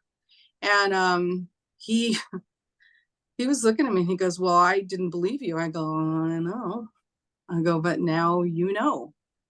So, don't try and stab anybody, because the only person going to hurt is me or Mom. And we're not the ones talking to you. I go, whoever that lady is, she's not a problem. She's probably lonely. She's experiencing her life in this apartment. Maybe she wants you to come out, because I get the feeling she wanted to be included. You know, she didn't do anything nasty, but she did seem to be stuck. I don't think she was malevolent. I think she was just stuck. Absolutely. Not at all. And I always pray for her. She gets released from that, because she was trapped there, because when you have a portal, what happens? We had this in our old neighborhood before we moved here. They're out in the woods. There was a whole bunch of spirits that were being trapped by demonic entities, of pioneers and people who had passed in that area, all kinds of people who had passed. They had a whole group of people they were holding hostage there. They wouldn't let them go. And that was one of those places where there was so much going on there. I think to clear it would take people with more experience, and maybe a bigger group to kind of clear that. But I don't know. I don't think one person can clear that like that without help with all that demonic kind of stuff like that. There's a lot. Yeah. And so I sometimes think of her, but I don't go there, and I don't welcome anything connected to that. So I feel bad, because it's like, I'd like to cross her over.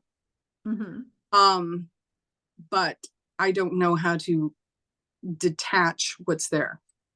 And I'm hoping by now she has. I'm hoping the fire set her free, because that apartment was trashed. That it started upstairs and basically destroyed where we lived, and they had to reconstruct that whole section. So I'm hoping that maybe that was her out, but we had a young friend, real quickly. You remember him, little redhead? He used to come by, he played guitar, he used to hang out. He was like having a little brother around. I won't mention his name, but he was a clairvoyant. And he'd be at the house, he'd be playing his guitar real pretty. We'd all be listening. And he'd go, make her stop, tell her to stop. I'm like, what's he talking about? And my mother's like, what is it? And he said, she's likes the music. She's put her arms around me and she's hugging me. And I know that she's not cruel, but it's really bothering me. I'm not comfortable with this. And so he goes, you're the head of the house. You need to tell her to stop. So my mom said, please stop putting your arms around him. You can listen to the music, but don't enter his space, kind of thing. And she would listen, apparently, but she adored when he would come over and play guitar, and she would see her. And one time she was just putting her arms around her or him. And that was, he could feel her. He's like, okay, she was in a space a little too much there. A little too much. Yeah. He was not, he's like, don't touch me. Okay. I don't care if you will sit there and listen, we're fine, but don't touch me and don't come home with me. Yeah. Right. You go home. You got to stay here. Sorry. Yeah. But yeah, there was some dark stuff. That was my experience with shadow people. It was pretty bad. And it's not welcome ever in my life. We've had many experiences with shadow people. So let me explain what a shadow person is. They look like a dark shadow, exactly what it sounds like. So it's like a shadow of a person. It's obviously a figure of a person. Sometimes they can be little ones. Sometimes they can be really tall. Sometimes they can be huge, but they're like a dark shadow and they move around, and they are malevolent. They're not positive at all. They're never positive. And you need to tell them to get the F out, and you need to order them, say, I command you to leave in the name of Yeshua. You do not belong here. And if you do not go, Archangel Michael will obliterate you and recycle you. So you give them a minute to leave. If they still continue on with whatever they're doing, then you call in Michael, and you call in the angel armies, or what's called the heavenly host. You call them in, you tell them to take out the trash. Say, hey, Archangel Michael, I ask you to clear and purge all entities out of this space and building now. Get them out, do whatever you need to do with them. They are not welcome here. And Archangel Michael will come in and literally take out the trash. I wish I'd known that then. All I knew was cuss them out, they'll go away. Yeah. But they won't go away sometimes. Now, sometimes if you tell them to go, they will go.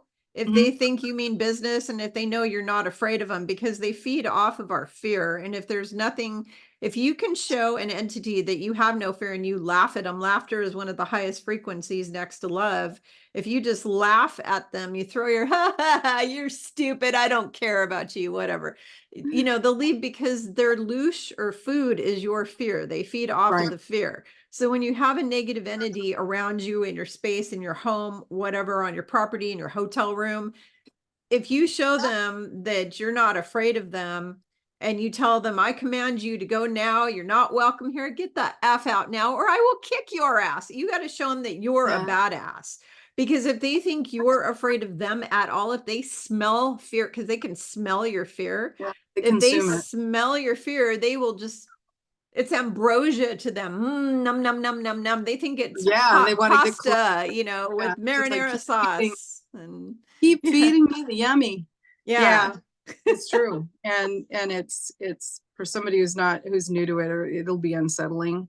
But once you understand what it is, and you understand that that's what they're feeding on, they create it so they can eat it, then you have to cut off the source. Stop being afraid. Tell them to get the fuck out of your house. You know, I'm gonna drop an F-bomb or two here probably. Yeah, that's okay. I do it in my But videos sometimes. It's yeah, fine. no, I mean, you son of a bitch, get the Channel's fuck not for out of kids. my house. Yeah, not for kids. But I'm very fluent in expletive. I Yeah. tend to Tell- roll, and you know, not proud of it. It is hard to stop with the bad mouth. You know, Mhm. potty mouth city here.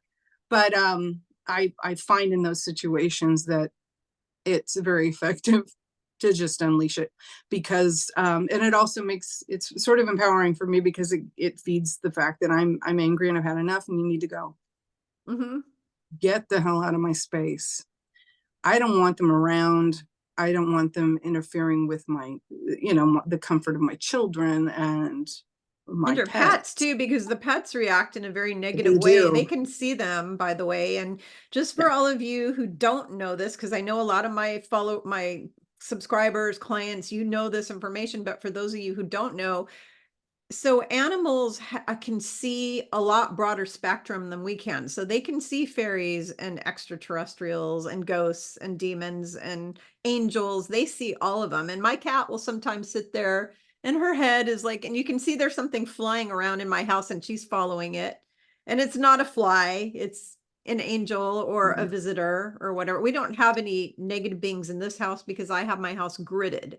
So for all of you who need help with this, I can teach you because I love teaching what I call demonology 101. If you think you have entities in your house, I will be happy to work with you and teach you how to have the power to get, what to do to get rid of them yourself. You don't need to hire a cleanser to come in, an exorcist to come in. You can do it yourself. And then once you get them out, because I've helped so many clients get entities out of their house, close the portals, because you're not going to do it by yourself. You're going to bring in Archangel Michael, you're going to bring in your guardian angels, you're going to bring Mhm. in Yeshua, you're going to bring in all of these people. They're going to work with you. And if you have family members on the same sheet of paper, that's even more beautiful, because where two or more are gathered, if you can get two humans together in a place that's haunted, you can do a way better job clearing.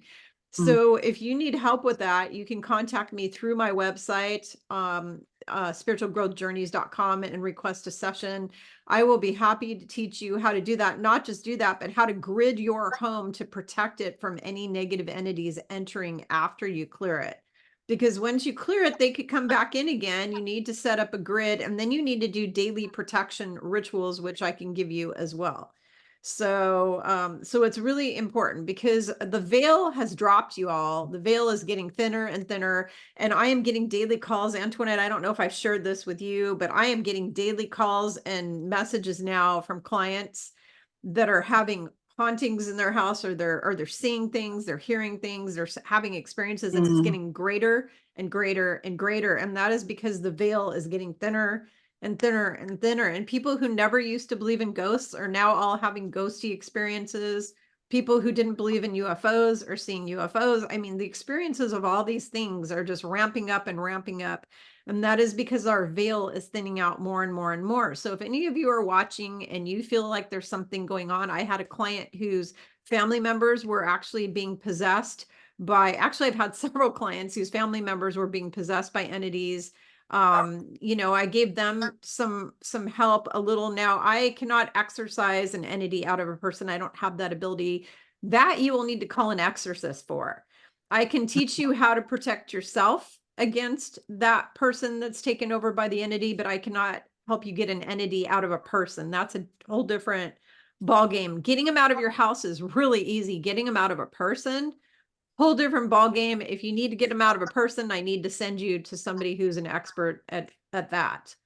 But if you Right. contact me, I can definitely match you up with somebody who's really wonderful at moving entities out of humans, getting them out of humans, which is not my thing. And I'm able to admit what I'm good at and what I suck at. And I totally good at teaching people how to clear the house, protect the house, grid the house.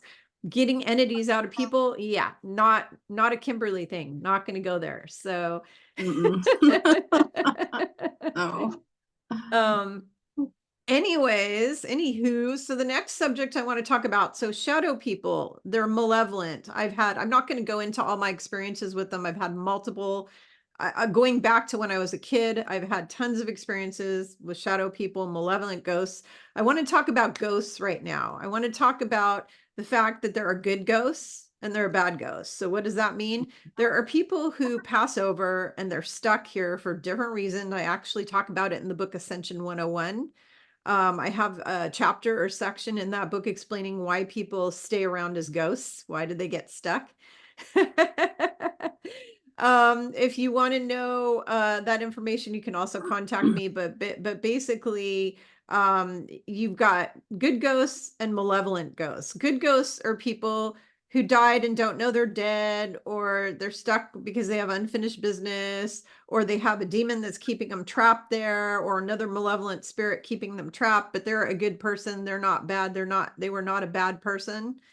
You have those kind of ghosts. Those are good ghosts. Now, one example of a good ghost is my aunt, and I'm going to let you share your good ghost story because you had those ghosts in Pedley of the kids. You had those kid ghosts that were good. And I got pictures, I got photographs you guys would not believe.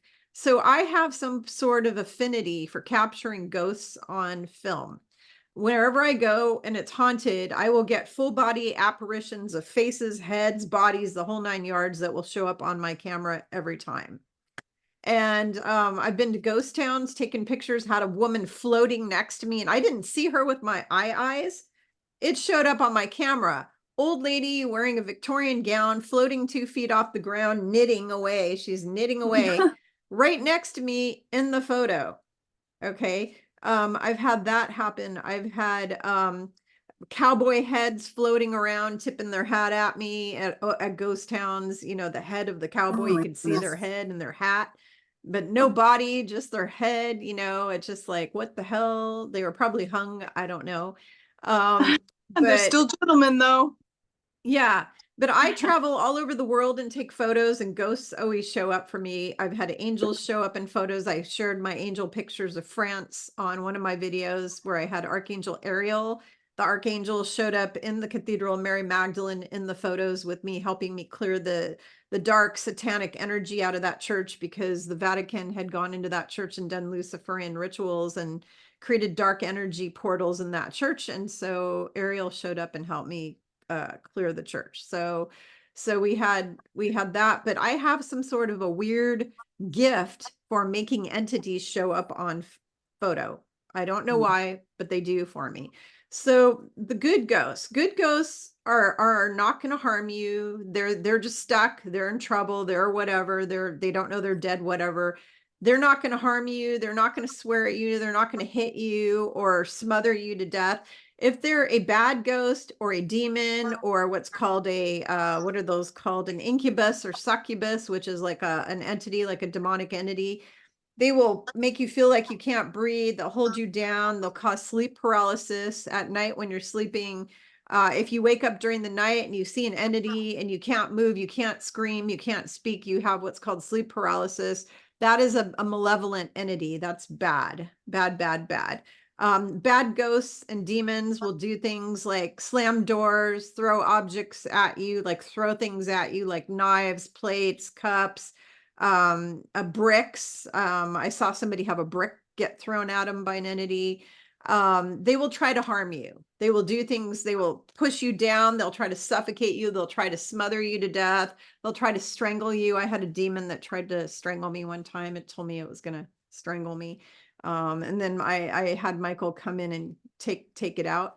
But you know, they will do things to harm you. They will try to throttle you. They will do, you know, they'll do all kinds of things. So there's good ghosts and there's bad ghosts. My daughter and I were staying in a hotel room one time where we had some sort of bad entity that came in the room, and I had to have Michael get it out of there, and it was throwing things around and it looked like a shadow thing. And it was just, yeah. And that was placed back to a cemetery. So that was not good. Don't ever stay in a hotel that's near a cemetery. That's all I have to say. Because satanic worshipers go to these cemeteries and do rituals there, and they open up portals in the cemeteries. The cemeteries are full of portals to the fourth dimension, which is where the demons and the shadow people come from. All these malevolent entities come from the fourth dimension. And we're in third dimension, they're in fourth dimension, but you open portals. CERN, every time they turn CERN on, they're letting more demons in. There used to be 81 billion demons on this planet. Now there's like 300 billion demons because they've turned the CERN on several times. Every time they turn CERN on, they open a portal to fourth dimension, and all of the demonic entities flood in. So okay, so I want you to share your story about the happy ghosts that were sharing your house with you out, and we're not going to say where that house was because we don't want to say the location, but we don't want to upset anyone in that area or whatever. But you had a lot of them, and they showed up on camera for me. The little boy showed up on camera. That was cool. Yeah. Gosh, there's a lot to tell about that house. I don't know. There's the place was a portal. The whole thing had an energy, but the house was really active. And when my son was really little, this is also the house that my grandmother passed away in. When my son was really little, I would hear him playing with his Hot Wheels. He had Hot Wheels and the little race tracks and stuff like that. And he'd be playing, and I'd hear him talking. And I think it's interesting that the kids always seem to have imaginary friends. In our case, they were ghosts.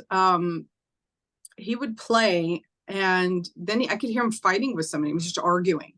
That's not how you play. That's not how you do that. That's the wrong way. You can't do it that way. Why are you? No, give it back. That's not how you do that. That's wrong. You're cheating, you know? And I'd be like, and he was 3 years old, 2 or 3, or so I would go down the hall to see what is he doing, you know? Because the way he was talking, it was like somebody was in the room with him, and I'm like, better go check. So I went down there, and he'd be very focused on the track, and he'd be looking at someone I couldn't see, and he'd be yelling at them because they weren't playing right. And I'm like, you know, who are you talking to? Who's upsetting you? And he'd look at me and he gave me the kids' names. I'm not going to go into say it. But he'd say, well, so and so and so and so, and they're here and they're playing, but so and so won't play right. I'm like, what's so and so doing? Taking the cars on the wrong way. You're supposed to put it this way, but if you put it that way, then they don't go around like they're supposed to. And I'm like, okay. So, you know, I'd say, okay, boys, you need to play nicely or you need to go home. So play the game the right way, get along, or you need to go home. And it's almost time for you to go home anyway, because it's going to be dinner. And I would walk out of the room, and I'd hear them continue to talk, and they would play nicely. But I was like, people in the outside world would look at you and think you are a nut, because for me, the spirit world's always been, my mother used to say, you have one foot on the other side all the time, Antoinette. And I go, so I'm like, if you're not malevolent, it's okay. I'm okay. But if you're malevolent, then get the hell out of my space. So I would go down the hall and continue to do, starting to get dinner ready or whatever. I'd listen to him. Because I was always concerned also that something malevolent would pretend to be a friend in order to get close to my son. And I wasn't down with that either.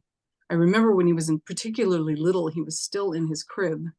I heard him talking into a mirror we had in the room.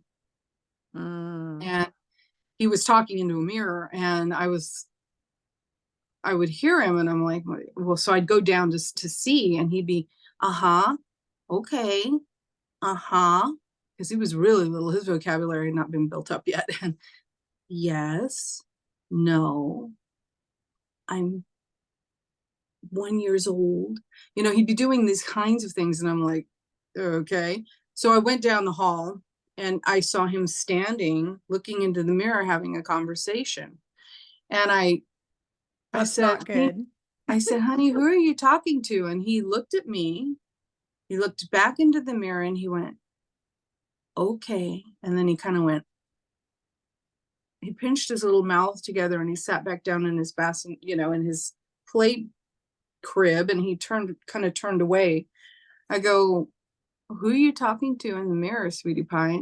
And he just looked at me and he goes, I go, is it a secret? I go, we don't have secrets in this house. I go, that's not good. That's not nice. That was a malevolent entity, by the way, that would make your child keep it a secret. That's malevolent. Yeah. And that's a trickster. And those are usually demons, and they hide in mirrors. And we're going to talk about the mirror thing in this show too today. So I took my holy water, yeah, and I made a big cross on the mirror, and I said, get the hell out of here. I don't want you talking to my son. You're not welcome. And I put the holy water in there, and it never happened again. But I did on occasion start to see little handprints way up high. This mirror was, all the way up and down almost to the floor. And I used to see these little tiny handprints way up high. And I'm like, this is not something my son could do. He can't reach it. There's nothing he would be climbing on to reach it. So, but I would see these little hands, and I would clean them away. And a few days later, I'd see these little hands way up here. And I'm like, okay, well, at least he's not trying to keep secrets. And he would often play with these two little boys. And one day he came in and he said, Mom, well, S&D want to stay for dinner. And I'm like, they do? And he goes, yeah, can they stay for dinner? I said, sure, okay. And I set him up, and I put little plates for them. I put the dinner on the table, and he's like, oh, it's good. Isn't it good? And he was talking to them, and I'm like, I don't know if I should encourage this or not. You know what I mean? I was like, but they didn't do anything that gave me any concern. It was when he was younger and he had that situation happen. He used to talk to people out the bedroom window. And he would say, oh, and he said, he'd be talking. I'm like, who are you talking to? He goes, I've been talking to Joe, and I go, Joe? He goes, yeah, Grandpa Joe. And I'm like, he doesn't know Grandpa Joe. We have, that was my mother's father. Yeah, he was visiting. They would do that with my kids too. The grandparents would visit my children, and they'd be having a full-on conversation with the grandparents. And I never even met him. He passed when my mother was 12. Yeah. And I never met her stepfather, Anthony, but he would talk to Joe, and he would talk to Tony. And I'm like, well, the grandfathers are visiting. So it was like, okay. But then what happened was more and more he would talk about, D. And every now and then something would move or something would happen in the house. I was cooking one day like usual, and I felt little hands go right across my thighs. And I thought, because I had been listening to my son play in the living room, and I thought, so, I looked around me, and it wasn't him.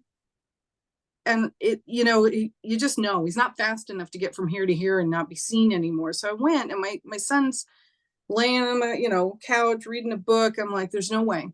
There's no way he was able to get from that point to this point on the couch without me hearing him running, flopping on the couch, picking up the book. So, and I had been hearing him playing there while I was cooking. So I knew it was something else.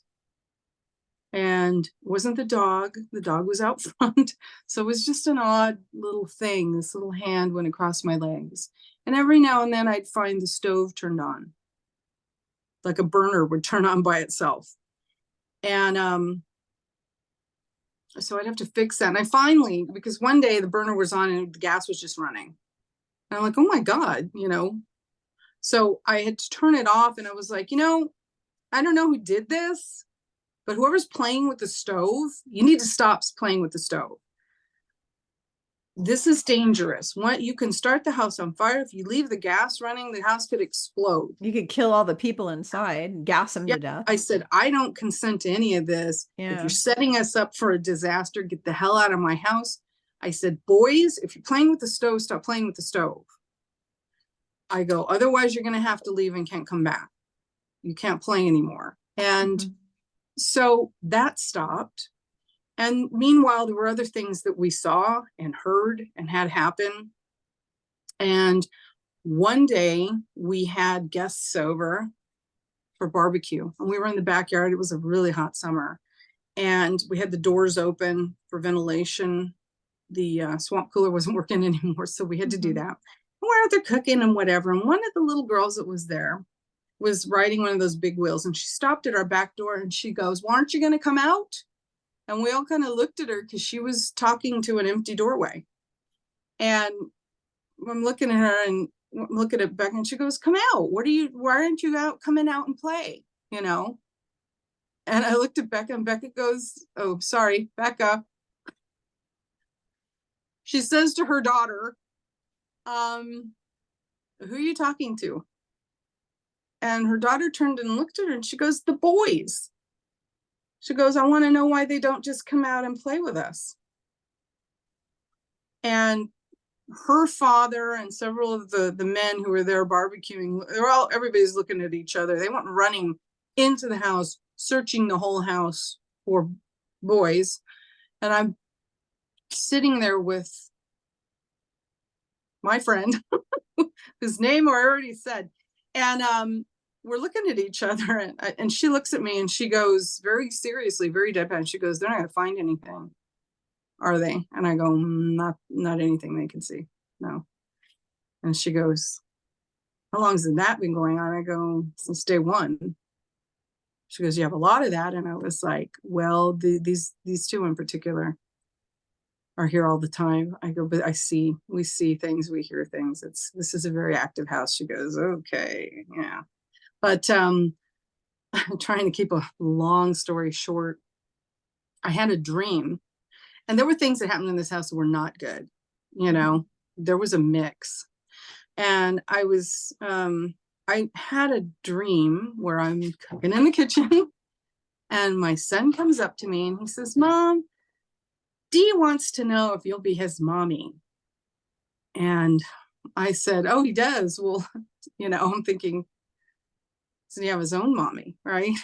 And he said, he wants to know if you'll be his mommy. And I go, oh, he does. And I'm, well, that's really sweet. And I turned to look at my son, and my son is standing next to a corpse, a skeletal corpse, wearing pants with overalls, little like flannel shirt. And I was mortified in the dream. And I told my son to come here, and he came here, and I put him behind me. And I remember hearing the jaw on this, it was mostly skeletal. It popped and hung open. And when it did, I could hear screaming. Only it wasn't coming from the skeleton. I was the one screaming. And I woke up. It was one of those where you're sweaty and you sit up and your heart's racing and you look around, because it's like, okay, this is a dream. That's a good thing, because that was hell. That was awful. And I felt horrible because it was frightening. and ghastly. But at the same time, I then felt guilty because I felt like that thing wants me to be its mommy. But then the realization that that thing is just the body of a little boy, Yeah. you know, who died likes you there. enough, who likes Yeah. you enough that he wants you to be a mom to him. Yeah. And so that was very disturbing Yeah. because I was like, why am I seeing this horror, and what in that house is trying to affect me that way, you know? Because otherwise I'm fine with the kids there, just, you know, as long as they're not doing anything wrong, hurting my son, causing problems, well, I'm fine with that, you know? And I Yeah. used to tell them it's bedtime, you got to go home, and everything would stop. Mm-hmm. So I figured they'd visit. Um, but that happened. And then I don't know if you want me to talk about the recent thing that happened or. Recent thing? Why was there something recent that happened with Well, that? yeah, I had a dream recently, a few weeks ago, where my mom came in the hall. My children were standing in the bedroom of my daughter's room, or the doorway, and my son's friend was here, and another friend of mine was here, and we were all, I don't know why we were gathered at the end of the hallway of this house, I don't know, but my mom goes, "Hey guys, watch this," and she had this piece of paper that had some sort of writing on it, and it looked like a circle. So I don't know if it was a geometric lesson or something. It's just like, and she goes, she's had it like this between her fingers, and she was going like this, like you do with a dog or a cat, you know, "Ooh, come get it." And she was doing this, and she walked up and she goes, "Watch this, guys." And she kind of went like this. And all of a sudden, there was a little boy reaching for that paper and grabbing it. And he was very excited. He got it. "I got it. I got it," he said. And he was very excited. And I'm looking at this beautiful little boy who's probably around 4, maybe 5 years of age. But I got the impression he was younger, like 4. He's so excited that he got the picture. He got it. And he was looking at it. And he's wearing a beige sweater and little like khaki pants. And he looked at me and he goes, "I got it. Look." And I said, "You got it, right?" And then he looked at me and he goes, "I've been looking for you everywhere, mommy. Where have you been?" And I'm like, oh my God. So I bent down, and I remember hugging him and picking him up and putting him in my lap.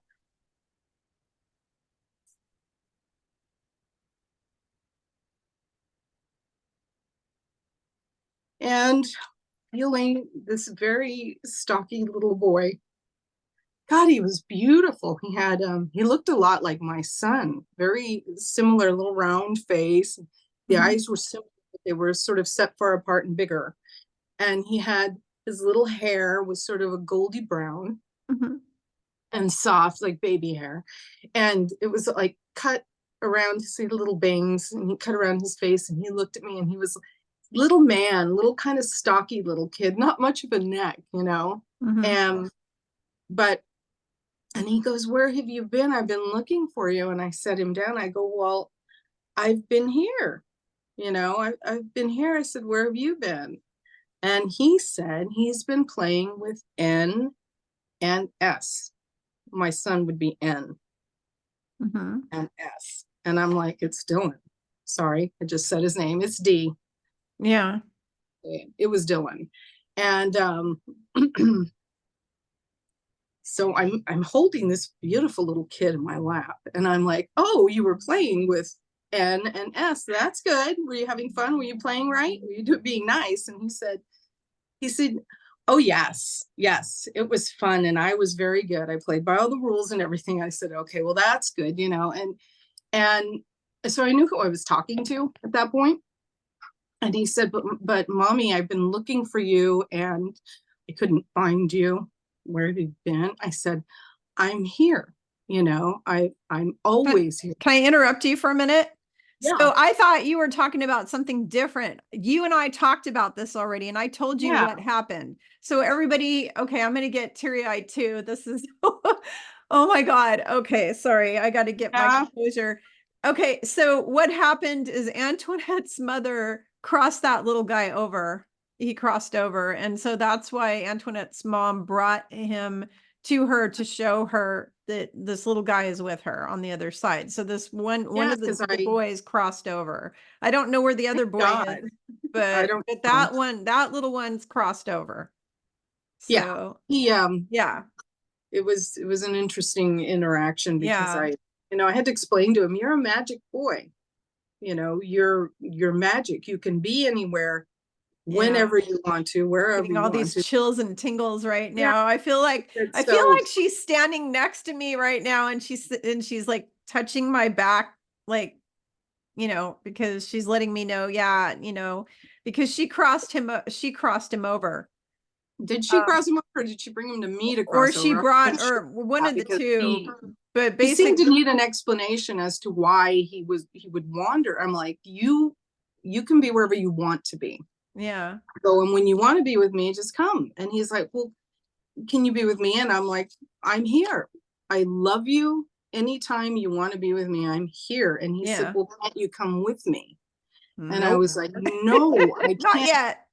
I said, not yet. I said, when I'm an old lady Yeah, and it's my time, I said, then I'll come and be with you.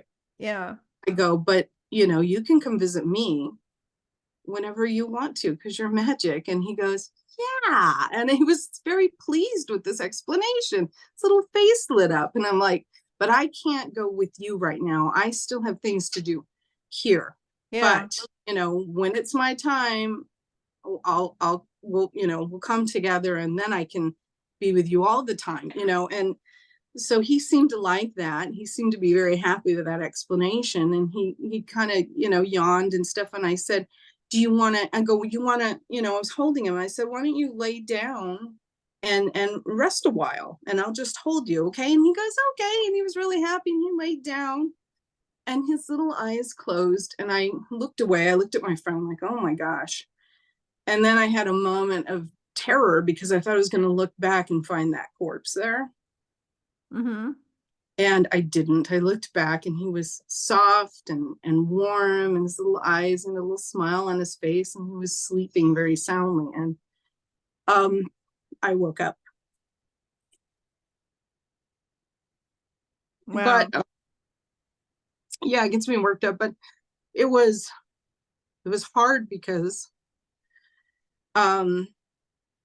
it's very sad to think that he didn't make it past 4 or 5 years of age and that he's been lost, Yeah. and who knows what his backstory was. And for all I know, because he seems to be from an older era, I don't know, maybe I was his mother. Maybe I crossed over before he did. Uh-huh. And so he's been looking for me all this time. Or he just needed a mother He figure might have because we been never an knew his. orphan. I thought when I tapped into the energy of that kid for you, we decided that he was an An orphan. orphan. Yeah. Yeah. And that just needed a mother figure, He needed a somebody. mom. Yeah. Yeah. And so for a little while, I guess I was that to him. You were kind of a mom to those boys because, they were with you every day there at that house. And, that's all they knew. You were the only mom they knew basically for several years. So, And I used yeah. to, talk to them and it was like, okay, yeah, they could stay for dinner. I put out plates and Yeah. humor my son. But in the back of Mhm. my mind, I also thought, you know, you keep doing this and it's always the same boys and there's, stuff that happens and this house is really active. So you probably do have Yeah. 2 other boys in the house. But it was was kind of a weird experience, but at the same time, it was a relief. It was funny. My mother, once he was in my arms, she disappeared. Yeah. That's And I because looked she around for her crossed him like, over. That's why. she's Yeah. like, let's go. It's No, time to you crossed him, and I think she brought him to you to convince him to go because she was trying to yeah. get him Like, to cross over and he wasn't quite ready. And she yeah, needed you to convince him, and that's why they came to you to get we you to did it, convince. Mama. Yeah, Yeah. I was, it was sad for me. I was Hmm. weepy when I woke up, but at the same time, there was this feeling of relief because for the longest time, ever since we moved, I worried about what happened to the boys, Yeah. the other little boy didn't really make an attempt um to communicate more with me. He was part of the three boys that played together, but yeah. So the little one though wanted a mom, Mm-hmm. and hopefully he feels he has one now, Yeah. you know, and that it's okay to be over there now. Yeah. Somebody will come He's for you good. eventually. Yeah. So Well, I I think hope. once he's over there, he gets reunited with his real family, Right. his soul family. So he'll be fine. But yeah, Yes. everybody has soul family. Everyone has a soul family. And I'm So hoping the day that I cross over, there'll be a little beautiful little boy sitting there going, "You're yeah. here." Oh, he'll be there. He'll be Yeah, there. Yeah. Because you touched his life in a huge way. So he's that's like, beautiful. yeah, What a beautiful baby. Oh my goodness. Anyway, that's I'm glad incredible. he's at rest finally. When my kids were little, well, they weren't super little, but they were young. And one day they go, "Mom, who's the guy in the fancy suit with the flower, the blue? He was wearing like a light blue suit with the flower, standing in the living room." And I said, "What does he look like?" And they said, "Oh, he's got this big, huge mustache and kind of curly hair." It was my grandpa, and there's no Oh, way that they could have known what he looked like because I had zero photos of him anywhere in the house, and they uh-huh. had never ever seen a picture of him. I'd never shown them. It was my father's father, and that was one who came in with my brother to tell me I needed to sing. Because Oh, okay. my father's father played 500 pipe organ. He played jazz piano. He was a professional musician. That's what he did for a living. He I didn't played know that. jazz piano in New Orleans. He played jazz piano in Detroit. He played jazz piano in New York, and Oh, he'd cool. bebop around Chicago, New York, Detroit, New Orleans. He'd go around and he played jazz piano with all the great, he knew all the famous jazz pianists back in the 1920s and all that, and 30s and 40s. He knew all these That's famous neat. people, and he was actually famous. In his time, he was famous. And so he played 500 pipe organ too, so he was a musician. So the reason he popped into my house is I had bought myself, that was when I turned 40, and I bought myself a piano. I'd saved up a bunch of money. I kept saving change and saving change and saving change in a big bottle, and Hmm. I had exactly enough money over time to buy a used piano for about $500. I think I spent on it, on a used Hmm. piano. And so I bought myself a piano when I turned 40, and he was so proud and happy for me. That's why he showed up, because he was standing next to the piano when they saw him. Oh, neat. Yeah. He's And like, "Hey, girl." they both saw him. They both saw him. They're like, who's the guy in the living room, Mom, standing next to the piano? It's like nobody's Grandpa. there. Yeah. So, because children are very open, and just so you all know, I want to talk a little about this too. So babies and children remember heaven up until they're 4 years, and some of them even older.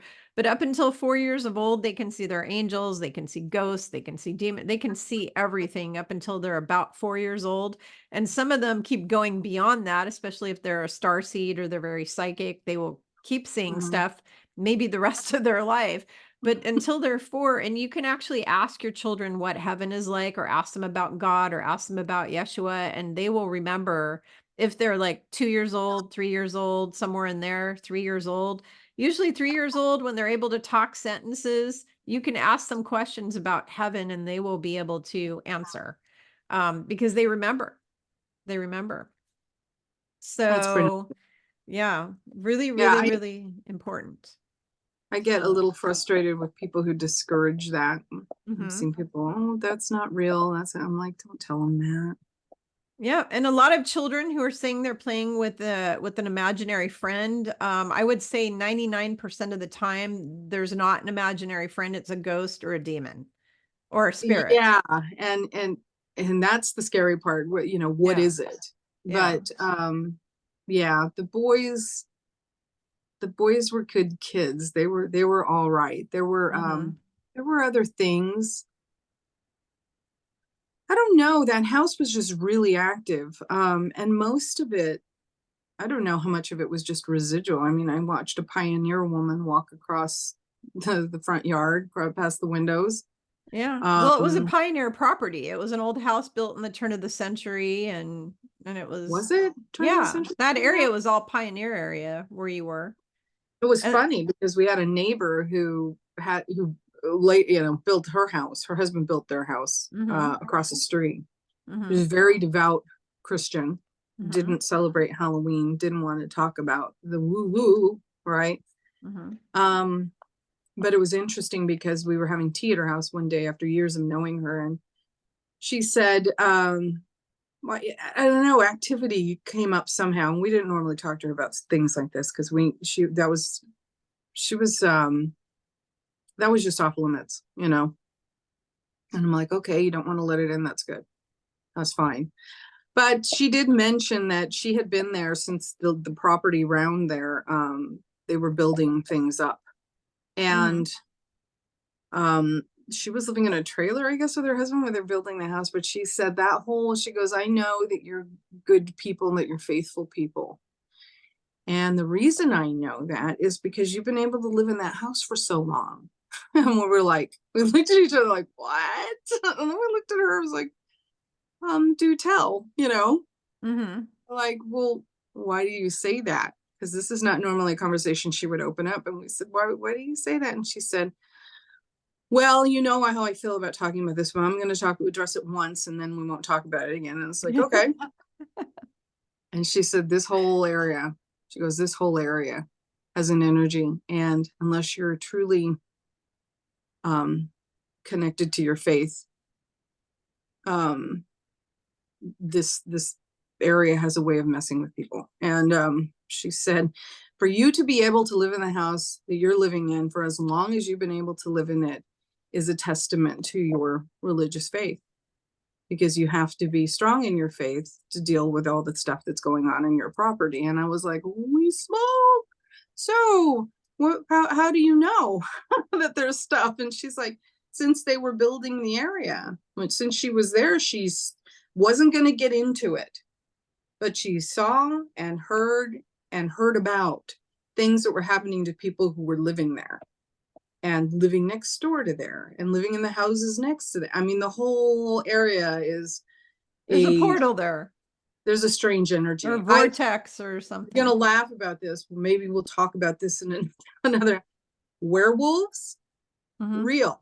Oh, I know they're real. Werewolves are real. They are real. Do you know You there's a know, rumor that George Bush Sr. was one? are There's you a kidding? rumor about that. Yeah. Really Yeah, that he was one. Yeah. interesting. But they are real, and so are vampires. Vampires are real too. I've seen I'm them. hearing the I've seen them vampires are. with my own eyes. I have a friend who says, "Oh yeah, everywhere. They're all over They're where all where over the place, and they're everywhere." they are all over the Right? place. They don't eat. They won't attack you if you're somebody like us. They're not going to go after you. They're going to go after homeless people. They're going to go after, there's certain types of people that they feed on, but yeah, Yeah, because not a it's harder to cover up if they're I would expect they're going after people who don't have families that are they're going to looking be after people who don't have a family or anyone that will miss them. right, because that's easier to cover up. But every now and then somebody goes missing that they take that shouldn't be going missing too. So that Right. happens too. So So watch your butt wherever you go. yeah, Watch yourself. If it doesn't feel right, yeah, walk away and don't even mhm, worry about being polite, yeah. because a lot of times predators count on you being polite. And I'm talking normal predatory Mhm. people, but other kinds of predators There's lots are of predators out there. And lots of predators. Yeah. the one thing to keep in mind is, where did all of these stories about werewolves and vampires come from in the first place? Well, most things are based on reality. Number Reality. one. Number two, um, even the fairy tales, the stories like Grimm's fairy tales, a lot of them are based on true things Right. that actually happen. But Hollywood constantly shows us in movies the real truth, all the time. Like even like the Terminator movie, I keep explaining to people that that's the story of what would happen if Yeshua would come back in a human body. the bad guys have time travel devices now, and they would go in and they would murder the mom of that who's going to have that child. Right. Now they've tried to go back and do that already with him to make him not exist, but every time they get blocked. They get blocked every time. They've tried it and they've been blocked. Because you can't wipe him out. He is the one true Christ, and you're not gonna, and he had it, that timeline had to happen. God ordained it. It's all God thing, and you're not going to wipe out anything that God ordains. It's not going to happen. You can try That's to true. erase something that God ordains. Yeah, not going to happen. God ordained that Christ child was going to be born and grow up to, have this whole religion created and blah, blah, blah. That they can try to change it. And I've heard stories from 3-letter organization people who were remote viewing or time traveling or whatever, and they said that they kept going back and trying to take him out to kill him. They failed every time. Like every time, because the universe is not going to allow that to happen. It's not going to allow that to happen. No. So God always wins. yeah, God We wins. may not understand the Yeah. plan or the process, but it's like there's that saying, make if you want to make God laugh, make plans, Mhm. because his plan might be different than your plan. Exactly. And what's going to happen is what he wants, and that may wreck what you have in mind, but Right. no. Well, and you hear Here stories is, about how the cabal people and all these evil people on the planet, the reptilian leaders, whatever they are, how brilliant, intelligent they are. And I have to say, no, I don't agree with that. They're really effing stupid. Why are they effing stupid? Because they have such a superiority and ego and belief that they're going to always win when it's always God that's going to win. They just because don't they get it. keep waging war against the Almighty, and how futile is that? They're going to always lose. It's like, It's not. just stop. Yeah, just stop. They're Things going gonna on, lose. They can try one bad thing after another, after another, after another, and and they'll hurt people along the way, and they'll oh cause yeah, damage. they hurt But people along the ultimately, way. they're, what's the point? And And even the 50 million people that the evil ones have taken out over in that little strip of land, I'm not going to say it because I don't want my video taken down, but we all know that little strip in the Middle Eastern area over there that they're basically doing genocide on all those people right now, and they've killed 50,000 innocent people already. Those people, keep in mind that some of them came in as martyrs and their soul made an agreement to go out and that to teach the world a lesson. That's number one. Number two, some of them were non-player characters, not many. Some of them were bad. And then some of them were innocently taken out against their will and didn't have a plan to be a martyr. They were just taken out. But keep in mind, we are not the body. Your soul goes on forever. And those people who were taken out will have the choice and chance to come back here again if and whenever they wish.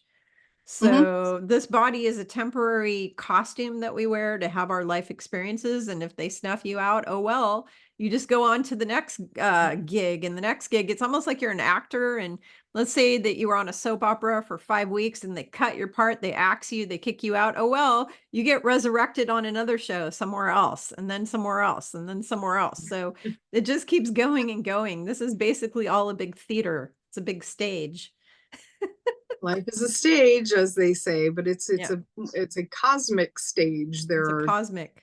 things happening that we don't always understand, and we may not always agree with it, and we may Yeah. be even angry about the things that are happening. But Oh, I'm very angry about what's going on in that little strip. I'm not okay with any of that, and I'm I not think okay that with a lot of the shit show that yeah, we're living through right no, now. no, But it's a process, and there's a reason yeah, for it, and I try not to be angry, and I try not to get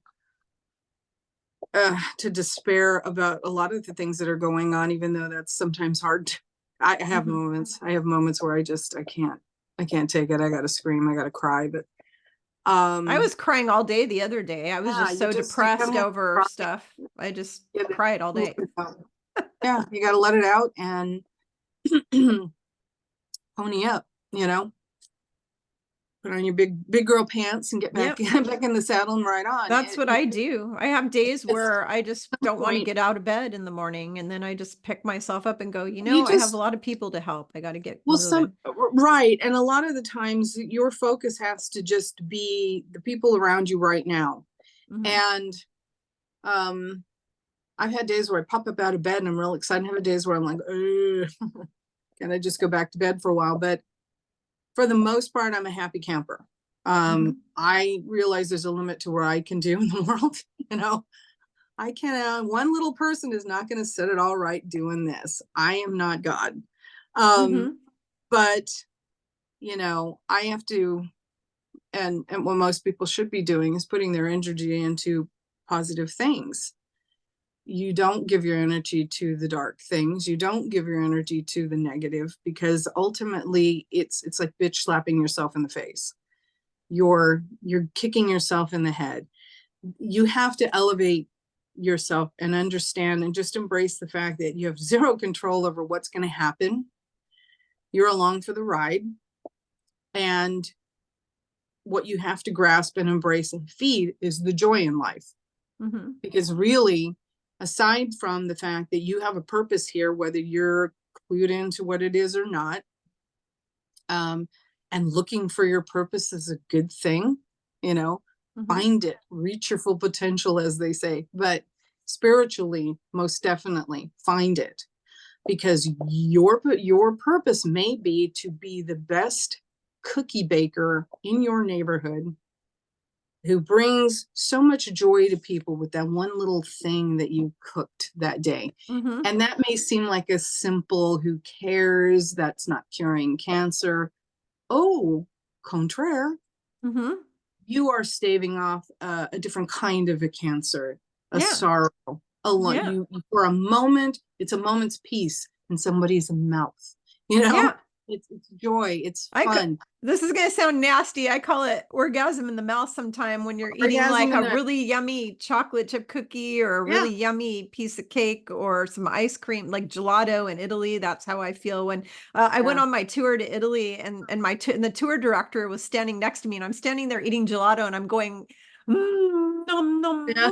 nom. And he's like, what's going on? And I'm like, this is like the most orgasmic experience ever, eating this yummy gelato. I mean, it's just, so if It's, you're a cookie baker for your purpose, that's your purpose, is you're a baker, you're giving people all this oxytocin to their brain, because chocolate gives you oxytocin to your brain, and the yeah, sugar and all that stuff. And even though, yeah, sugar's not good for the body, blah, blah, blah, blah, whatever, we're still 3D humans, okay, people? So right. get over it.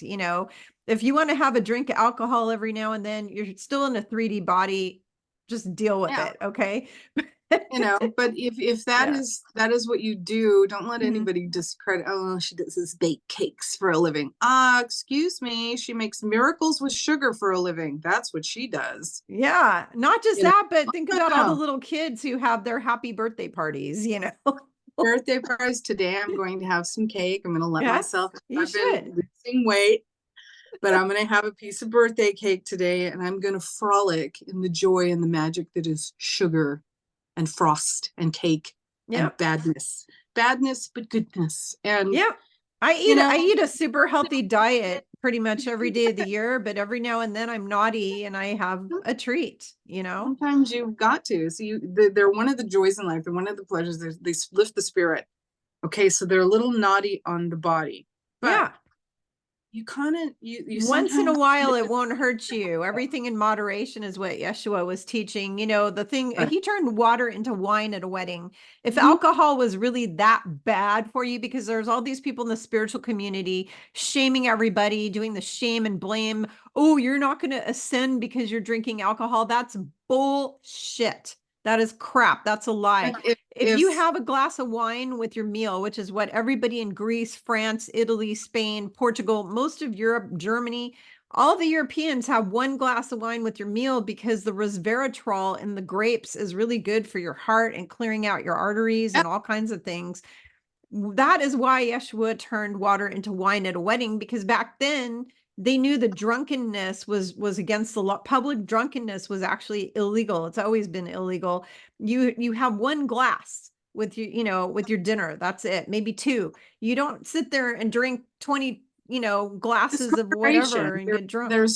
There's nothing wrong with having a bit of alcohol or, Yeah. moderation. It's when you abuse it and it becomes destructive Mm-hmm. in some way that it's a different story. Yep. Well, that's when That's true demons take you over too, true is with when you get food. drunk. If you It's get true drunk. with food, it's true with sex, it's true Yeah. with, I don't know, movie watching. Because if Yeah. all you do is sit on your butt and watch movies and you don't get anything done in your home, Yeah.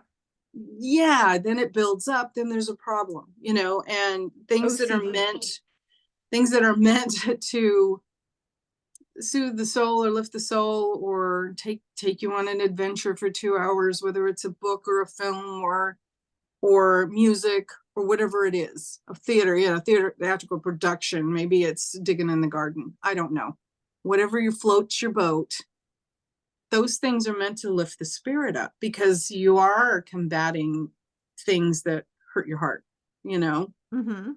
And so not to get on a big tangent about this, um, but yeah, that never,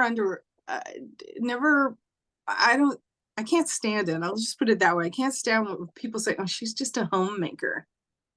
All she does is stay home. So That's I like had the you, most important job you can ever had. I stayed home with my kids and I had a home-based business. I've always had a home. I've had home-based businesses yeah, since I was since 3 months before I gave birth to my first child. I quit my day job 3 months before I gave birth to my first one, and then I mostly stayed home. I had a couple of little part-time jobs when they were in school, when they were old enough to like, go to school. I had a yeah. few little part-time jobs But where you're yeah. not just your job as a parent is Yeah. 24/7. Yep. You never know when they're going to wake up at 3 a.m. with a fever and suddenly Mhm. you're up all night, and Yep. it's, all she does is take care of a home and kids. Is like, They have have you no not? idea what a job that is. Apparently, you are an individual who's never taken care of a home and children because if you have, it's a full-time job And pets on too. top of And pets. and pets on top of whatever job you may have. So, because how many women are out there working a full-time job, their husband's working a full-time job, or they're single parents or whatever, and their kids are in school and they're, for 8 hours a day, they got to do that. And then they have to come home Mm. and do all the other stuff, make the meals, clean the house, do the laundry, spend some quality time with their kids, I hope, and don't let the television be a babysitter, Right? you know? Um, and that is 24/7. And then Yeah. if you don't get a night's sleep because they're sick, guess what? That's your life, you know, Uh-huh. that's your life. And sometimes that's what it takes. And that is, never, I don't understand people, "Oh, she's just a homemaker." Yeah, I hear a lot of people shitting people, but I am so grateful I got to do that because that's how I Me was able to too. do all my spiritual development on myself. Because while I was staying home and raising my kids, I was able to do classes and read Yeah. books and do all my spiritual growth work on myself and do all my trauma work and do all my clearing and my past life work and on, clear all the shadow, do all the shadow stuff and get to the point where I'm ready to go to fifth density now because of the fact that I was able to stay home. And so when my kids were down for a nap or they were sleeping at night, I'd be up there reading, I'd be on the computer, doing researching spiritual stuff and reading. And I was able to do so much work on my spiritual life because of the fact that I was able to stay home with my kids. So I feel really grateful for it. Yeah. And it's So, a bigger job than people sometimes give you credit for. And so you yeah. might stay home moms out there with your side businesses and your side gigs and all of that. Mhm. Next time somebody says that to you, just sort of laugh because they're obviously They're pretty ignorant. clueless. They're They're clueless. clueless about what it takes. And Yeah. in all of this, you also have to find a time to sort of heal your own spirit and feed your own soul. So Yeah. whether that's reading a book or a little garden or baking the most fantastic cookies in the neighborhood, Yep. I made you know. pineapple upside down cake for Pi Day. It was Pi Day the other day, so I No, actually oh made my God. pineapple upside down cake. I So haven't had yeah. those in a long time. Those are really good. I hadn't had I one in mean, many years and I was just craving it for some reason. And mine was all organic. When I bake, everything's 100% organic. So the whole thing yeah. was organic, non-GMO pineapple upside down cake. Well, So, I have to go eat because I have a meeting actually right after I eat. So is there I'm trying to think, what did we not cover? I feel like we were missing something. So we talked I do about too. orbs, shadow people, demons. Okay. This is what I want to say. When you have demonic entities speaking to you or talking to you or tricking you, making you think you're talking to Yeshua when you're actually talking to a demon disguising themselves as Yeshua, all of the information that you hear or whatever they say to you is going to be fear-based or negative, but every now and then it'll be really, really happy. And then all of a Mhm. sudden there'll be some nasty thing that gets snuck in there. Cause I've had this done to me where they tried to trick me and they were all playing nice for a while. And then one day the whole thing switches out to this negative thing. And it's like, because Satan will tell you 99 truths to get in one lie, but that one lie is deadly enough to take you out. Mhm. So what I can say is you need the discernment that if you're meditating and you have entities that are coming to you in your meditation, or you're laying in bed and you have entities, if any of them communicate to you, or whether it's in your dreams, whether it's when you're awake, if the message is ever at any point, even once, negative or fear-based, that entity is bad. Bad, bad, bad, bad, bad, bad. Run like Mhm. hell, go the opposite way. Yeah, because just They're like the bad. devil, they'll make everything look so good and everything is so sweet, and then suddenly they have you by the They'll cojones. And then they They're sneak like, in something. yeah, Yeah, and then they sneak it wait, in. what just happened? And it's like, oh yeah, been happening a while, but Mhm. yeah, that's why I personally have nothing to do with spirit boards. Ouija board, that's what we wanted to cover. Okay, so we have Oh, a friend. I'm going to share the story because I don't want to get you in trouble. We okay. have a friend, and we're not going to say the name of this friend. We're just going to say we have a friend. It's a guy we've known for a while. He had a beautiful wife and two daughters. One of the teenage daughters decided to bring a Ouija board into the house. Well, when they used the Ouija board, it opened a portal. In came some demons. I think three I'd figured out. Didn't I tell you? I thought it was three. There were like three of them. It was like I three or don't. four. There were three or four of them. Anyways, let some demons into the house through the Ouija board because that's what Ouija boards do. They were created by a Satan worshiper named not Anton LaVey. I can't remember the guy. It was a while back. It was the guy They who go way back.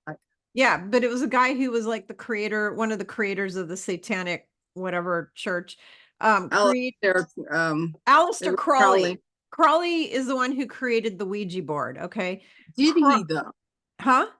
Did he though? Because I'm guessing those go way back. Well, I Maybe don't he marketed. know. I don't I know. don't, Milton Bradley puts those things out right and left. I know, but they're demonic. So what it does is it opens a portal up in your house or wherever it is that you're using it, hotel room, out in the park, wherever it is you're using the damn thing, it opens a portal Right. to the demonic realm, to the 4D where the demons come in.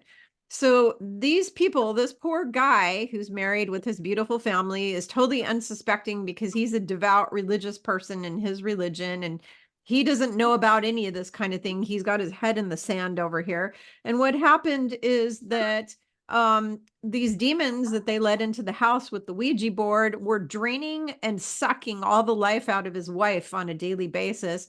And she recently passed away dead. Very young woman, should lived another 50 more years.